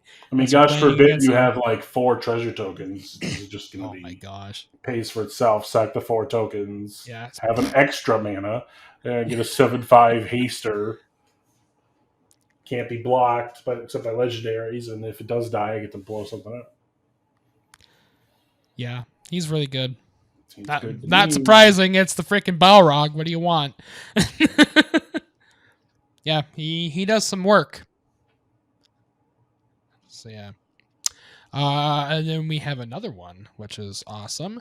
We have the Balrog, Flame of Udun. So 3 black-red for a legendary avatar demon creature. 7/7 with trample. When a legendary creature an opponent controls dies, the Balrog, Flame of Udun on the bottom of... Oh, sorry. Put it on the bottom of owner's library. Yeah, so it's a 5 mana 7/7 with trample. But if an opponent's legendary creature dies, then you have to put it on the bottom of your deck. Yeah, so that kind of sucks. But 5 for 7/7 with trample is not bad. Especially if they don't have legendary creatures, you're set. Yeah, I mean, in Commander, they're obviously going to have 1, but... Yeah, most likely. Well, this is the command zone. So... Yeah. I mean, you can play... I think there's that one... What's that red card? That pulls creatures off the bottom into play. You could just play that with this. Oh, yeah, that'd be really good. So you just keep putting it back. That's a really good use case for that. Whoops. It's back. Yeah. Next up, we got the Doors of Durin. 3 red-green for a legendary artifact. Whenever you attack, scry 2. Then you may reveal the top card of your library. If it's a creature card, Put it onto the battlefield tapped and attacking. Until your next turn, it gains trample if you control a dwarf, and it gains hexproof if you control an elf. Ooh, okay. So if you have elves and dwarves, it has trample and hexproof. If not, it's still I attack, I scry 2, put a creature into play tapped and attacking. So Yeah. I attack with my 1/1 unblockable. I scry 2, flip up my Darksteel Colossus coming at you. Yeah. Oops. Seems good. Seems good to me. Anytime you can cheat stuff, that's good. Yeah, this is a really good card to cheat stuff in. Like, my God. It's not like it leaves play. It comes into play tapped and attacking. Like, so you get the creature forever. So you get it. Yeah. There it is. Whenever you attack, scry 2. Yeah, this has a lot going for it, man. This is a good card. My goodness. Yeah, and you scry 2, so if they're both not creatures, like, all right, put them both on the bottom. Hope the next third card is. Look for more creatures. You know? Yep. Man.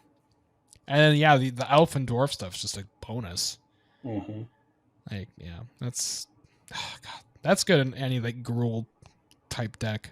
Yeah, honestly. or just a 5-color deck. Or 5-color, yeah. or whatever. Yeah. Really, really good. All right, next is Gimli, Mournful Avenger. He is 1 and a Gruul, red, green. For a legendary creature, dwarf warrior. He's a 3/2. Gimli, Mournful Avenger, has indestructible as long as 2 or more creatures died under your control this turn. Whenever another creature you control dies, put a +1/+1 counter on Gimli. When this ability resolves for the 3rd time this turn, Gimli fights up to 1 target creature you don't control. So if 2 of your creatures die, he gets +2/+2 and indestructible to it. Well, the +2/+1 counters and indestructible till the turn. And then if a 3rd one dies, you get to fight something, which is going to make a 4th one. An opponent's creature die, not a 4th of yours, I guess. Seems good in a sacrifice deck. Sacrifice some stuff.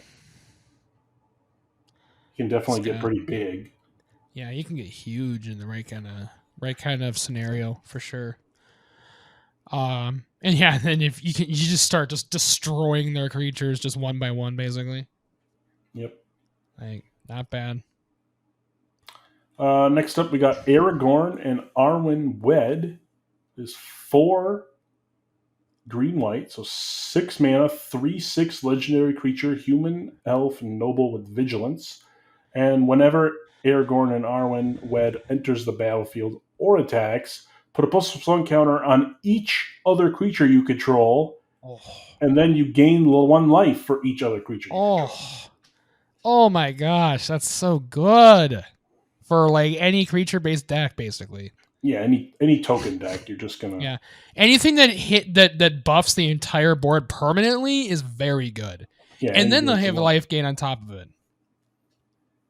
Like that's like everything that you want. You could put this in your wrist deck. This would be amazing in that or my other deck. Like it's great for both. Like, they're both green-white? Yep, they're both green-white. Okay.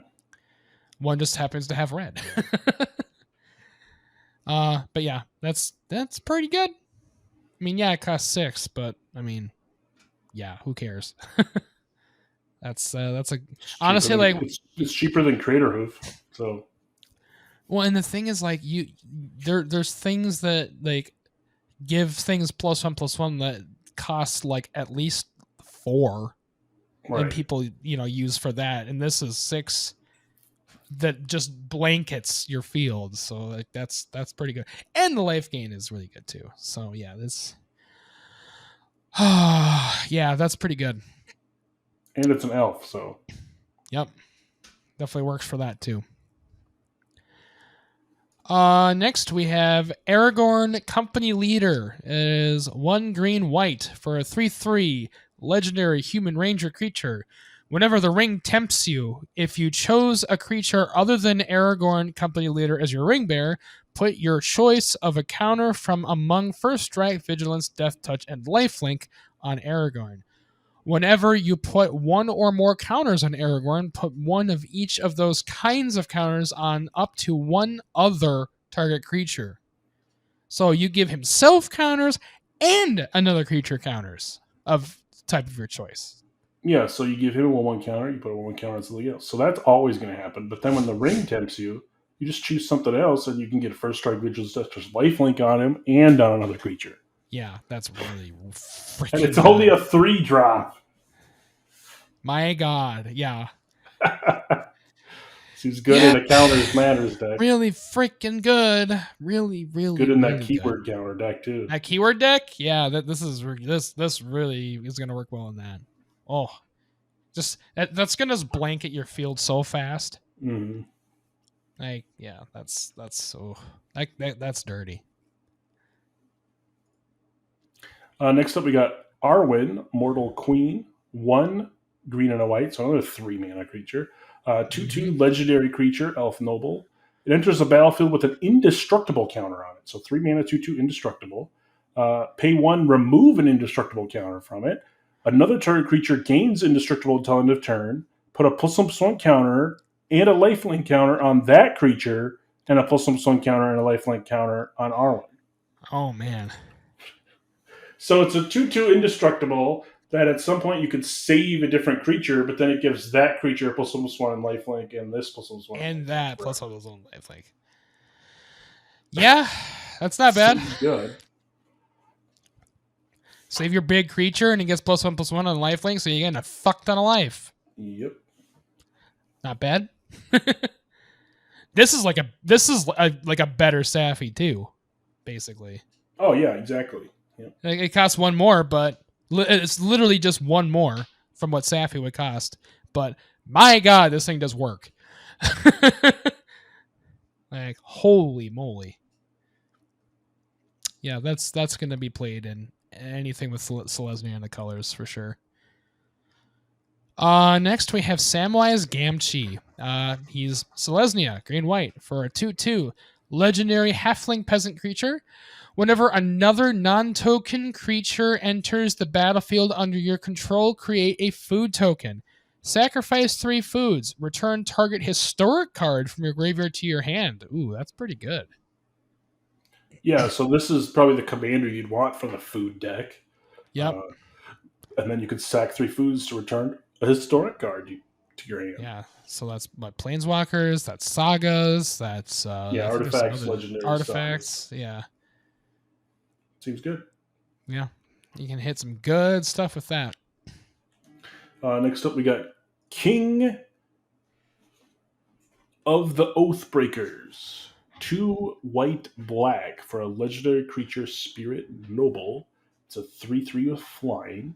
Whenever King of the Oathbreakers or another spirit you control becomes the target of a spell, it phases out.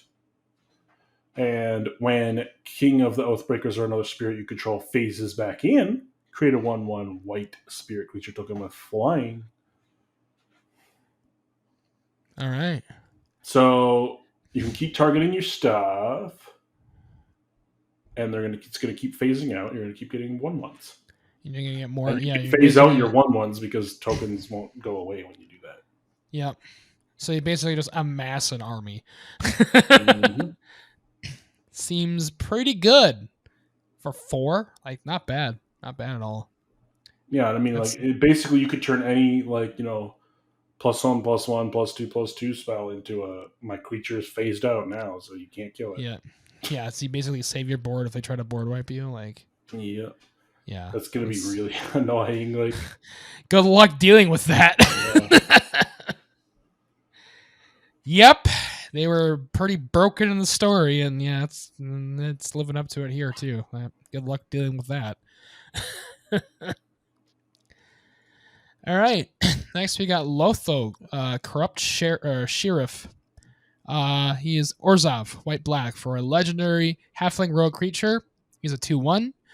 Whenever a player casts their second spell each turn, you lose 1 life and create a treasure token. Yeah, so 2/1, you make a treasure token, and you lose life, but that's good because it's only 2 mana. Yep, so that's fine. Anytime they double spell, you're getting treasures. Yep, seems good. It's a good counter. This is my commander. Get some treasures. A good counter to those copy spell decks Mm-hmm. that a lot of people play in Commander. So, yeah, there's an answer for that.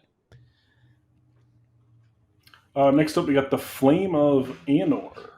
It is 1 blue and a red for an instant. Choose one. If you control a wizard as you cast a spell, you may choose 2 instead. Target player draws 2 cards, destroy target artifact, or deal 5 damage to target creature. All right. So 3 mana, deal 5. That's pretty good, actually. That's 3 not mana, bad. draw 2. It's divination. That's If you have a okay, wizard out, yep. you can do 2 of these, which is good. Yeah. So it's definitely, you probably play this in a wizard deck, like, Yeah. or if your commander's a wizard, like, Right. that makes this great. Like, draw 2, deal This is 5. yeah. 3 mana. That seems really good. Yeah. Yeah, good card. And the right, especially with the wizard checkbox that you got going on. Yeah, this can be pretty busted, honestly. Next we have Gandalf the Grey. He is 3 blue red for a 3/4 legendary creature avatar wizard. Whenever you cast an instant or sorcery spell, choose one that hasn't been chosen. You may tap or untap target permanent. Gandalf the Grey deals 3 damage to each opponent. Copy target instant or sorcery spell you control. You may choose new targets for this copy. Put Gandalf on top of its owner's library. Jesus Christ. Yeah, so you do all the effects, and then you put it on top and cast it the next turn, and you can keep doing all the effects again. That's gross. And you or you could just hold up like a preordain or a brainstorm or something. And if someone tries to kill it, you just put it on top of your deck. Yep.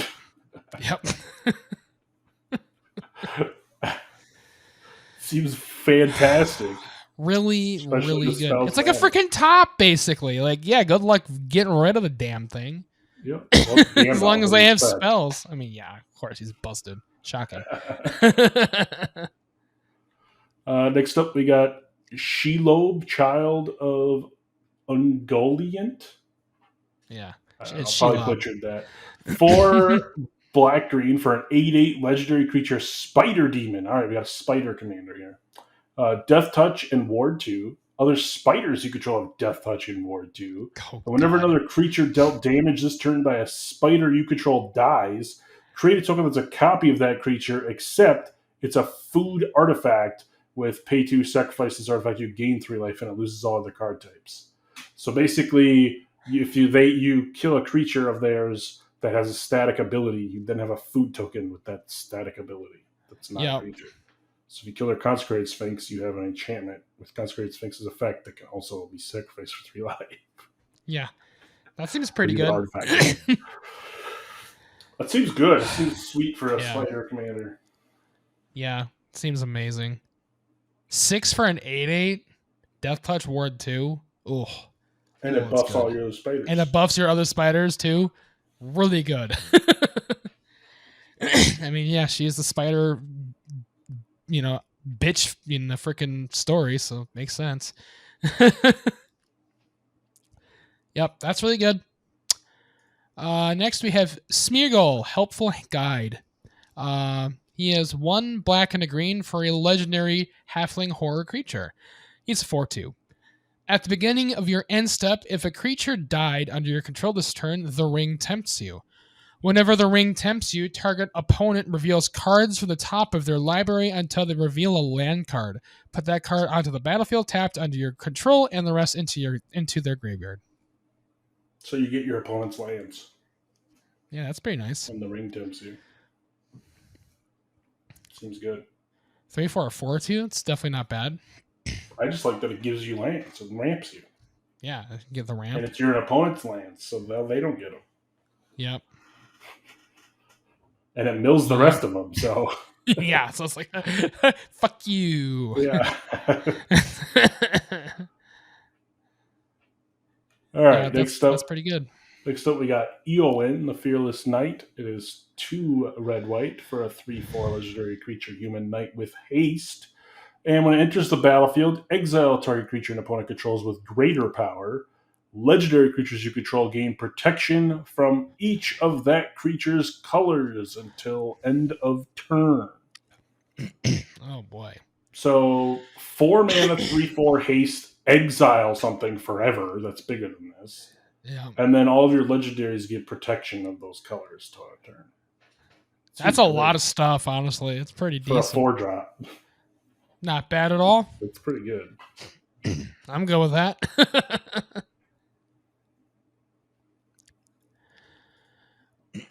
Next we got Mary, Esquire of Rohan. He is Boros, red white, for a 2/2 legendary halfling knight creature with haste. Mary, Esquire of Rohan, has first strike as long as it's equipped. Whenever you attack with Mary and another legendary creature, draw a card. So it's good in Voltron, and it's good just in a legendary matters deck, so you can draw some cards. Yep, seems and it's good. 2 for a 2/2 haster. Really cheap. We like to see it. Next up, we got Elrond, Master of Healing. 2 green, blue for a 4/4 legendary creature, Elf Noble. Whenever you scry, put a +1 counter on each of up to X target creatures, where X is the number of cards looked at while scrying this way. Whenever a creature you control with a +1 counter on it becomes the target of a spell or ability an opponent controls, you may draw a card. Jeez. So this is your Scry. Scry matters. Yeah. Your Scry matters commander. Let's see. I'm going to put some 1/1s on my stuff because I scried. And then I'm going to draw cards if you try and target my stuff. Yeah, that seems pretty good. It's also good just as a in the 99 of a 1/1 counter deck. Oh, yeah, totally. Target any of my things, I'm going to draw some cards. Yeah. Hell yeah. All right, next we have Galadriel of Lothlorien. There we go. I remember the pronunciation. 1 and Simic, green blue, for a legendary elf noble creature, 3/3. Whenever the ring tempts you, if you chose a creature other than Galadriel of Lothlorien as your ring bearer, scry 3. Whenever you scry, you may reveal the top card of your library. If a land card is revealed this way, put it onto the battlefield tapped. Another great card for Scry matters. Yeah, my God. This is really good. Scry 3. That's really And then good. if you put a land on top, you're going to get it into play tapped. Yeah. So it's basically Scry 3, get rid of one of the lands out of the Scry 3 because it comes into play. It's really good. Yeah, we love it. Next up, we got Saruman of Many Colors. 3 white, blue, black for a 5/4 legendary creature avatar wizard. Ward, discard an enchantment, instant, or sorcery card. Whenever you cast your second spell each turn, each opponent mills 2 cards. When 1 or more cards are milled this way, exile target enchantment, instant, or sorcery card with equal or lesser mana value than that spell from an opponent's graveyard. Copy the exiled card. You may cast the copy without paying its mana cost. Oh my gosh. Okay. So you double spell, everyone's gonna mill twice. And then you're gonna choose an instant, sorcery, or enchantment with lesser mana value than the spell you exiled, right? Yep. And cast it. Or exile if you ward equal or lesser value than the spell. Wait, what am I? I think it's the award ability.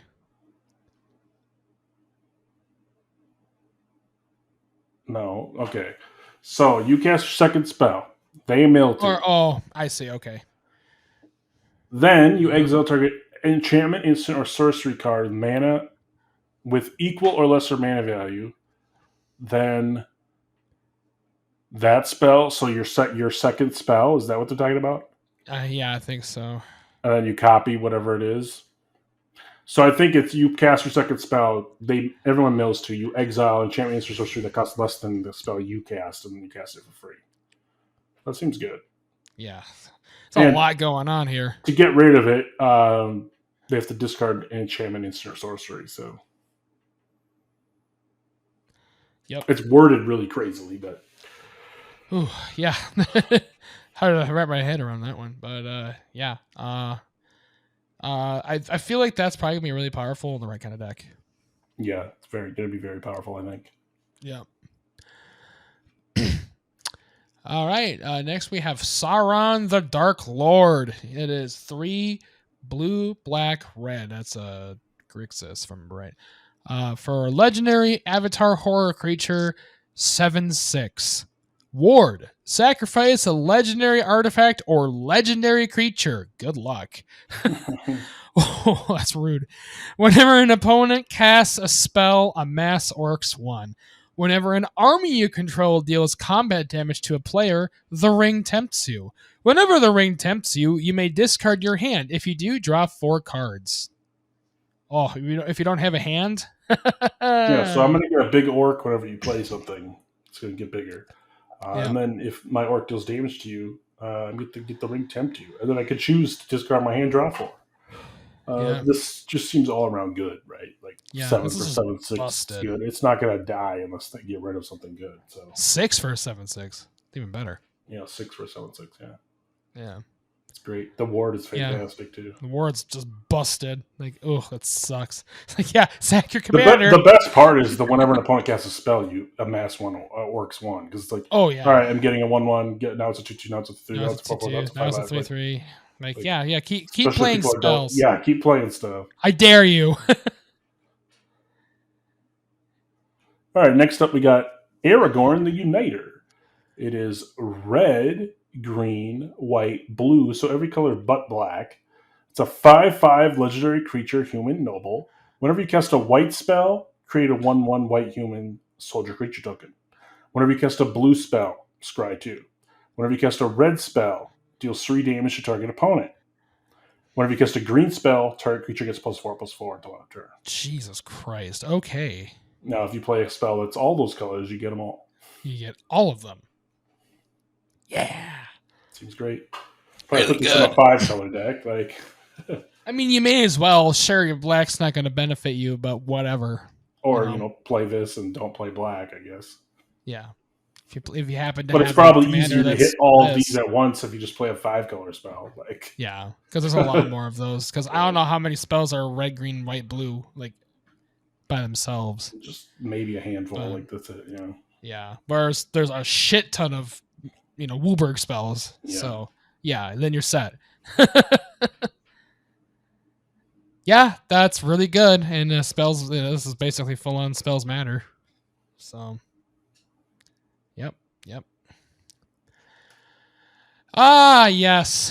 Next up is Tom Bombadil. He is Wooburg for a 4/4 legendary god bard creature. As long as there are 4 or more lore counters among sagas you control, Tom Bombadil, there we go, has hexproof and indestructible. Whenever the final chapter ability of a saga you control resolves, reveal cards from the top of your library until you reveal a saga card. Put that card onto the battlefield and the rest of the bottom of your library in random order. This ability triggers only once each turn.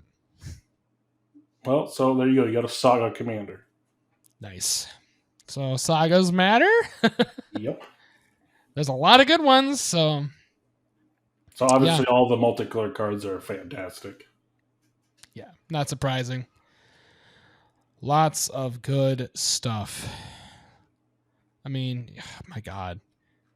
And we even do have some of like the, partner shit that we've seen in some of the other sets kind of going on here. But then, like freaking Sauron's ridiculous. Aragorn's ridiculous. I mean, Tom Bombadil is really good if you have sagas. Like, they all seem great. There's a lot of cool new commanders to play too. Like this is just commanders galore here. All right, so next we're on to what is it? Artifacts? All right, Artifacts. so we got Anduril, the Flame of the West. 3 mana, legendary artifact equipment. Equipped creature gets +3/+1. And whenever a equipped creature attacks, create 2 tapped 1/1 white spirit creature tokens with flying. If that creature is legendary, instead create 2 of those tokens that are tapped and attacking. And the equip cost is 2. So this is like literally a sword, basically.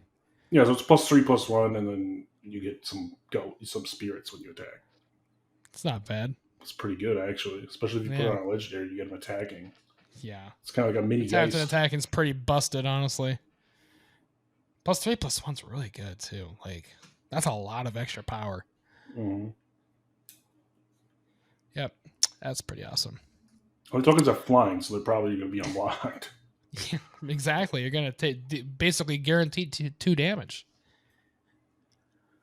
Next, we have Bilbo's Ring. It is 3 for a legendary artifact that's an equipment. As long as it's your turn, equipped creature has hexproof and can't be blocked. Whenever equipped creature attacks alone, you draw a card and you lose 1 life. Equipped halfling 1, otherwise equipped 4. So if it's a halfling, it's really freaking good. Yeah, I mean, hexproof, unblockable, draw a card when it attacks. Seems fantastic. Seems really good. I don't know if it's worth the equip of 4. Definitely sweet with the equip 1. Definitely for 1, I would say. So if you have a way to cheat the equip cost or halflings to equip it to, it seems awesome. You're pretty good. Next up, we got Glamdring. 2 mana legendary artifact equipment. Equipped creature has first strike and gets +1/+0 for each instant sorcery card in your graveyard. Whenever a equipped creature deals combat damage to a player, you may cast an instant or sorcery spell from your hand with mana value less than or equal to that damage without paying its mana cost, and the equip cost is 3. Oh, man. So that's fantastic. That's really, really good. I mean, so even if you have nothing in your graveyard, you equip this, and you get +1/+0. And you just get first strike. Yeah. But if you have one thing in your graveyard, +1/+0 first strike, and you can cast it if you deal damage with this. Yeah. So that seems fantastic. Or no, you cast something from your hand. So you just get to cast it and make stuff bigger. And you keep casting it for free as long as you put this on something that has any sort of power. Yeah, which I mean, that should be too hard to do. They're not going to want to block it, so probably not, especially if it's a bigger creature. Like you're kind of set. Like, yep, this can be really busted. Especially in a spells matter deck. Oh yeah, totally. All right, next is the Horn of Gondor. It is 3 for a legendary artifact. When Horn of Gondor enters the battlefield, create a 1/1 white human soldier creature token. Then you can pay 3 and tap it, create X 1/1 white human soldier creature tokens, where X is the number of humans you control. This is fantastic in the humans deck. Yeah, my God. Or if you just have a way or to soldiers. Make a lot of human soldier tokens. Yeah, just human soldiers out the ass. I mean, it's a horn that makes tokens. Yeah, you're going to summon a ton of people. Next up, we got Horn of the Mark. 2 mana legendary artifact. Whenever 2 or more creatures you control attack a player, look at the top 5 cards of your library. You may reveal a creature card from among them and put it into your hand. Put the rest on the bottom of your library in a random order. So you swing with 2 creatures, look at the top 5, put a creature in your hand. That seems good. Not bad, especially anything like this is really good, like a green deck, especially. You just find good stuff, or find mana dorks, whatever. Yeah, you're probably going to find something you want either way. 2 tokens too, yeah, exactly. That's all you need, and it only has to attack. Like, it doesn't have to deal combat damage. Right. So you're going to get it no matter what. So that's pretty good. Next is Mithril Coat. It is 3 for a legendary artifact that's an equipment. It has flash, and it also has indestructible.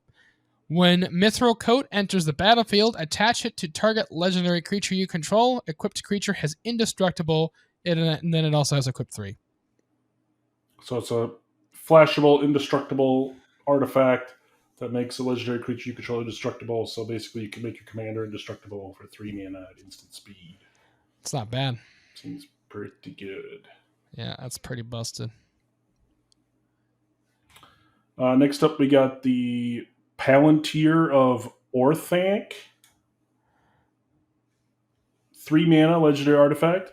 At the beginning of your end step, put an influence counter on it and scry 2. Then target opponent may have you draw a card. If that player doesn't, you mill X cards, where X is the number of influence counters on it, and that player loses life equal to the total mana value of those cards. Oh, jeez. So I'm going to scry 2, and then do you want me to draw a card? Sure. Okay. If you don't, I'm going to mill some cards, and you're going to lose a bunch of life. You're going to take a shit ton of damage, probably. Basically, once this has a few counters on it, this is going to basically be draw a card. Yeah, this is the drawing engine, because they can't afford every one of your end steps. Yeah. That is scry to draw every end once step. this thing gets going, it's just like good luck everybody else. Yeah, it's gonna be like after like 2-3 turns. It's basically gonna be like, all right, I'm gonna scry to draw because nobody's gonna want to lose a whole bunch of life. Oh yeah, because I'm gonna mill freaking like a bunch of 4-drops. Well, you took like 16. Sorry. Yep, that's pretty good. Really good. Only costs 3 too. Not bad. Not bad at all. Next we have File of Galadriel. It is 3 for a legendary artifact. If you would draw a card while you have no cards in hand, draw 2 cards instead. If you would gain life while you have 5 or less life, you gain twice that much life instead. Tap it, add 1 mana of any color. Holy crap, this is good. Yeah, so the question is this 3 mana rock good enough to be played in every deck? Because it's 3 mana instead of 2. Right. But it adds mana of every color. Yeah, it's would you play this or Darksteel Ingot? Oh, this. Yeah, I'd probably definitely. play this. I mean, sure, the indestructible that's nice, but this is way better. I feel like the thing that's most likely to come up is you have no cards in hand. You're going to get an extra card. Yeah, getting the extra card is really nice. Extra cantrip, basically. So I think this is pretty good. I don't know if it's good enough to be in every single deck yet, but it's definitely, you probably want to play it if you need a, mana rock that adds any color in a, 3, 4, 5 color deck. You might consider it. Yeah. Definitely if you're playing 4 or 5, you consider it. Oh, yeah. If you're paying for like Wilburg or something, you want because I play Chromatic Lantern. That's better because your lane's every color too. But yeah, but it's a mana rock with upside. Yeah, it's a better. Yeah, it's upside mana rock. The life is nice too. It's obviously something you're probably not gonna hit as often, but definitely for the card draw. The card draw is really nice because being stuck with nothing in your hand sucks. Mm-hmm. So this definitely helps. And this would count for even your upkeep. Mm-hmm. Your draw step. Yeah, so if you play all your cards in your hand, and the next turn you'll draw 2. You're gonna draw two cards. So once you run out of cards in your hand, you're probably gonna keep drawing 2 cards. Yeah. So that's not bad. So it's good for a top deck scenario. Next up, we got Sting, the Glinting Dagger. It is 2 mana for a legendary artifact equipment. Equipped creature gets +1/+1 and has haste. At the beginning of each combat, untap equipped creature. The equipped creature has first strike as long as it's blocking or blocked by a goblin or orc. And has a quick cost of 2. It's really good in that scenario. Okay, so forget that it's, it has to be orc or goblin. Yeah. It is 2 mana. Equipped creature gets equipped 2. Equipped creature gets +1/+1 and has haste, and you untap it every combat. Is that good? I think so. Depending on what vigilance. It depends on what you're equipping it to, I guess. But It's fantastic if you're equipping it to something with a tap ability. oh my god, yeah. Like a mana dork or something. Yeah, or Something as simple as that, or something like it does more than that, like that, tap to like draw a card or something. right. Okay. And then if it blocks or is blocked by a goblin or orc, it gains first strike. I don't know how often that's going to come up. I feel like that's. I mean, yeah, orcs like this set basically. But yeah, I feel like that's definitely more of a niche thing. I mean, it fits the flavor of the sword, so I get it. But or the dagger. But yeah, the other stuff I think is pretty decent. Yeah, I mean the +1/+1 haste is good because I mean you play boots, right, which is 2 mana haste, one equip. Yeah. So but you're getting a +1/+1 and you get to untap, so it's like pseudo vigilance at the worst. At the best, you have like a pinger. You can keep doing that, or you have like something better that you just want to tap. Scry, or there's or if you have like Magus of the Coffers or something, like add a bunch of mana and untap, add a bunch of mana. Sure. I like it. Library. Is this not? Oh no, it doesn't tap. I'm trying to think of some other scenario. There's definitely stuff that this, like activated ability creatures. This can definitely like really work well with. Yeah, I mean even Royal Assassin pull something up. Yeah, just blow shit up. Pull nothing up. Or attack with it. Whatever. Yeah. Hell yeah. And it's each combat, so it's your opponent's too. Yeah. So, or if you have like tap target creature, like okay, tap your thing down. No, now it's combat. My thing untaps, tap another thing down. Seems pretty good. Yeah. All right. Next we have the One Ring. It the is regular version. Yeah, not the one of one. Yeah.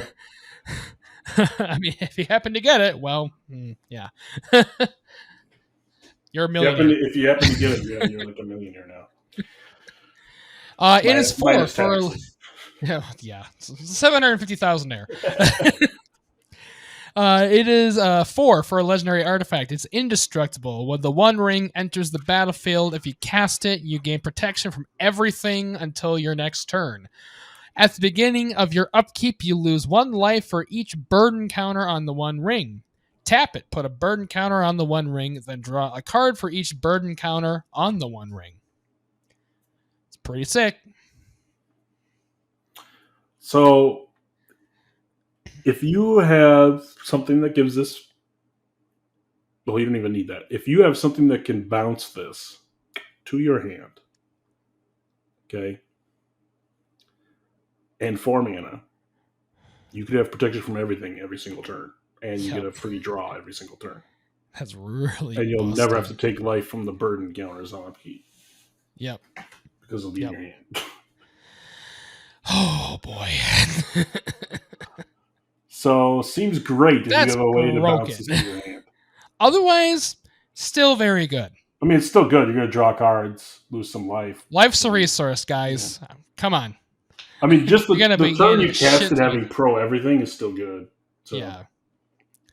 And life's a resource. You're gonna honestly, it's you're gonna, and especially if you have a way to like get lifelink or something, so you gain it back. Like you don't care because you're probably gonna find answers. Yeah, if you have a way to untap it or whatever.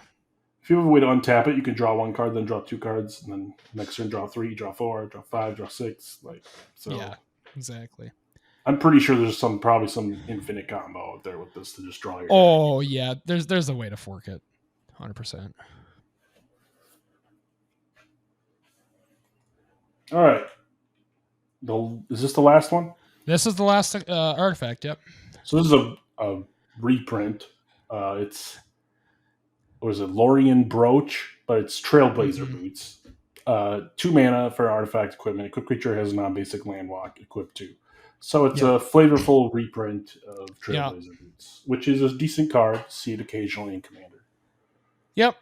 Non-basic lands are played a lot, so as we said earlier. So yeah, you're probably gonna be unblockable, not indestructible. So yeah. So that is the artifacts. There's a lot of good shit. Yeah, I think I would play pretty much all of them. Yeah. The weakest one is probably the File of Gladriel, but the rest of these are really good. So, all right, so we got a couple lands, right? lands. So first of all, we have Minas Tirith. It is a legendary white land. Well, white, not colored. Land. It's a colorless land, but yeah. Minas Tirith enters the battlefield tapped unless you control a legendary creature. Tap it, add a white. You can also tap one and a white and tap it, draw a card, activate only if you attacked with 2 or more creatures this turn. So this seems like a fantastic way to have card draw in mono white decks. Yep. Mono white needs card draw. So there you go. Next up, we got Rivendell. Legendary land enters tapped unless you control a legendary creature. It has tap, add a blue. It has pay 1 and a blue, scry 2, activate only if you control a legendary creature. Not bad. It's pretty good. Scry, baby. Especially for that scry deck. Yeah. Have my commander up to scry. Hell yeah. Next up, we have Barad-dûr. It is a legendary land. It enters the battlefield tapped unless you control a legendary creature. It has tap it, add a black, and then you can pay XX black and tap it. Amass Orcs X. Activate if a creature died this turn. So a little different there. So not always going to activate it, but when you do, Mass X. You can, so you have a fuck ton of land, just make a big dude. Next up is the Mines of Moria. Enters tapped unless you control a legendary creature. Tap, add a red. Pay 3 in a red. Exile 3 cards from your graveyard. Create 2 treasure tokens. Ooh, okay. So get rid of your bullshit if you're not caring about your graveyard, and you get mana. Yep. Not bad. And next we have the Shire, legendary land. Enters the battlefield tapped unless you control a legendary creature. Tap it, add a forest. Tap 1 and a forest, and tap an untapped creature you control. Create a food token. So there's your food token generator. Next we got Mount Doom. It's legendary land. It has tap, pay 1 life, add a black or a red. Pay 3 mana and tap it, deal 1 damage to each opponent. Pay 5 black red, so 7 mana, tap, sack it, and a legendary artifact. Choose up to 2 creatures, and then destroy the rest. Oh. Activate as a sorcery. Oh, man. Okay. There's a lot going on here. So you basically got the pain land effect, so that's pretty sick. And then, deal 1 damage to everybody for 3. It's okay. It's not great, but it's, it's a decent. It hits everyone.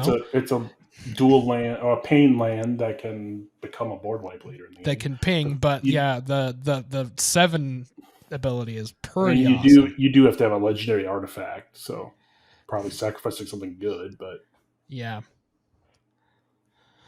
But let me sacrifice. There's not many ring. lands I can think of. What if I sacrifice the 1 ring into the Mount Doom? The legendary artifact. We tear the space-time continuum. It's the 2 forces colliding. Not many lands I can think of that have a board wipe on them, so that's pretty sick. That's a pretty cool card. I like it. And we've reached the end. That is it. Yeah, so that is it. We do have a couple things here. There's a handful of box topper cards, which are just reskinned cards in Lord of the Rings version. So the Party Tree is Great Henge. The Elfstone is Cloudstone Curio, and the Ensnaring Bridge, Ozolith. Rings of Bright Hearth, Shadow Spear, Sword of Hearth and Home, Sword of the Animus, Thorn of the Animus, Ancient Tomb, Bajukabog, Boseiju, Cabal Coffers, Castle Ardenvale, Cavern of Souls, Desert Temple, Gemstone Caverns, Homeward Path, Horizon Canopy, Caracas, Core Haven, Myanamo, Mouth of Ronan, Orbo, Palace in the Clouds, Pillar of the Parnans, Reflecting Pool, Sheik of the Blood-Soaked Keep, Urborg, Wasteland, and Yavamaya. So if you need any of those cards, there's some of them have been kind of expensive, especially the Great Henge. These Great reskinned ones probably are pre-ordering for cheaper than they are, but otherwise maybe you'll get a sweet one as a box topper. Yeah, and they're gonna look pretty sick, I think, as box toppers tend to. Yeah. And we'll probably come back with talking about some commons and uncommons at some point, and talking about, because there's a lot of really cool stuff in here. Since this is Lord of the Rings flavored and all that stuff. We also are going to do an aftermath review at some point. The Commander cards we'll talk about, and then I'm going to have early access, so I'll have some videos up from drafts. Should be cool. Sick. A lot coming up, a lot going on right now, so definitely stay tuned. Yeah, but that's about it for today. We've definitely gone long enough. Yeah, thanks for listening. See y'all next time.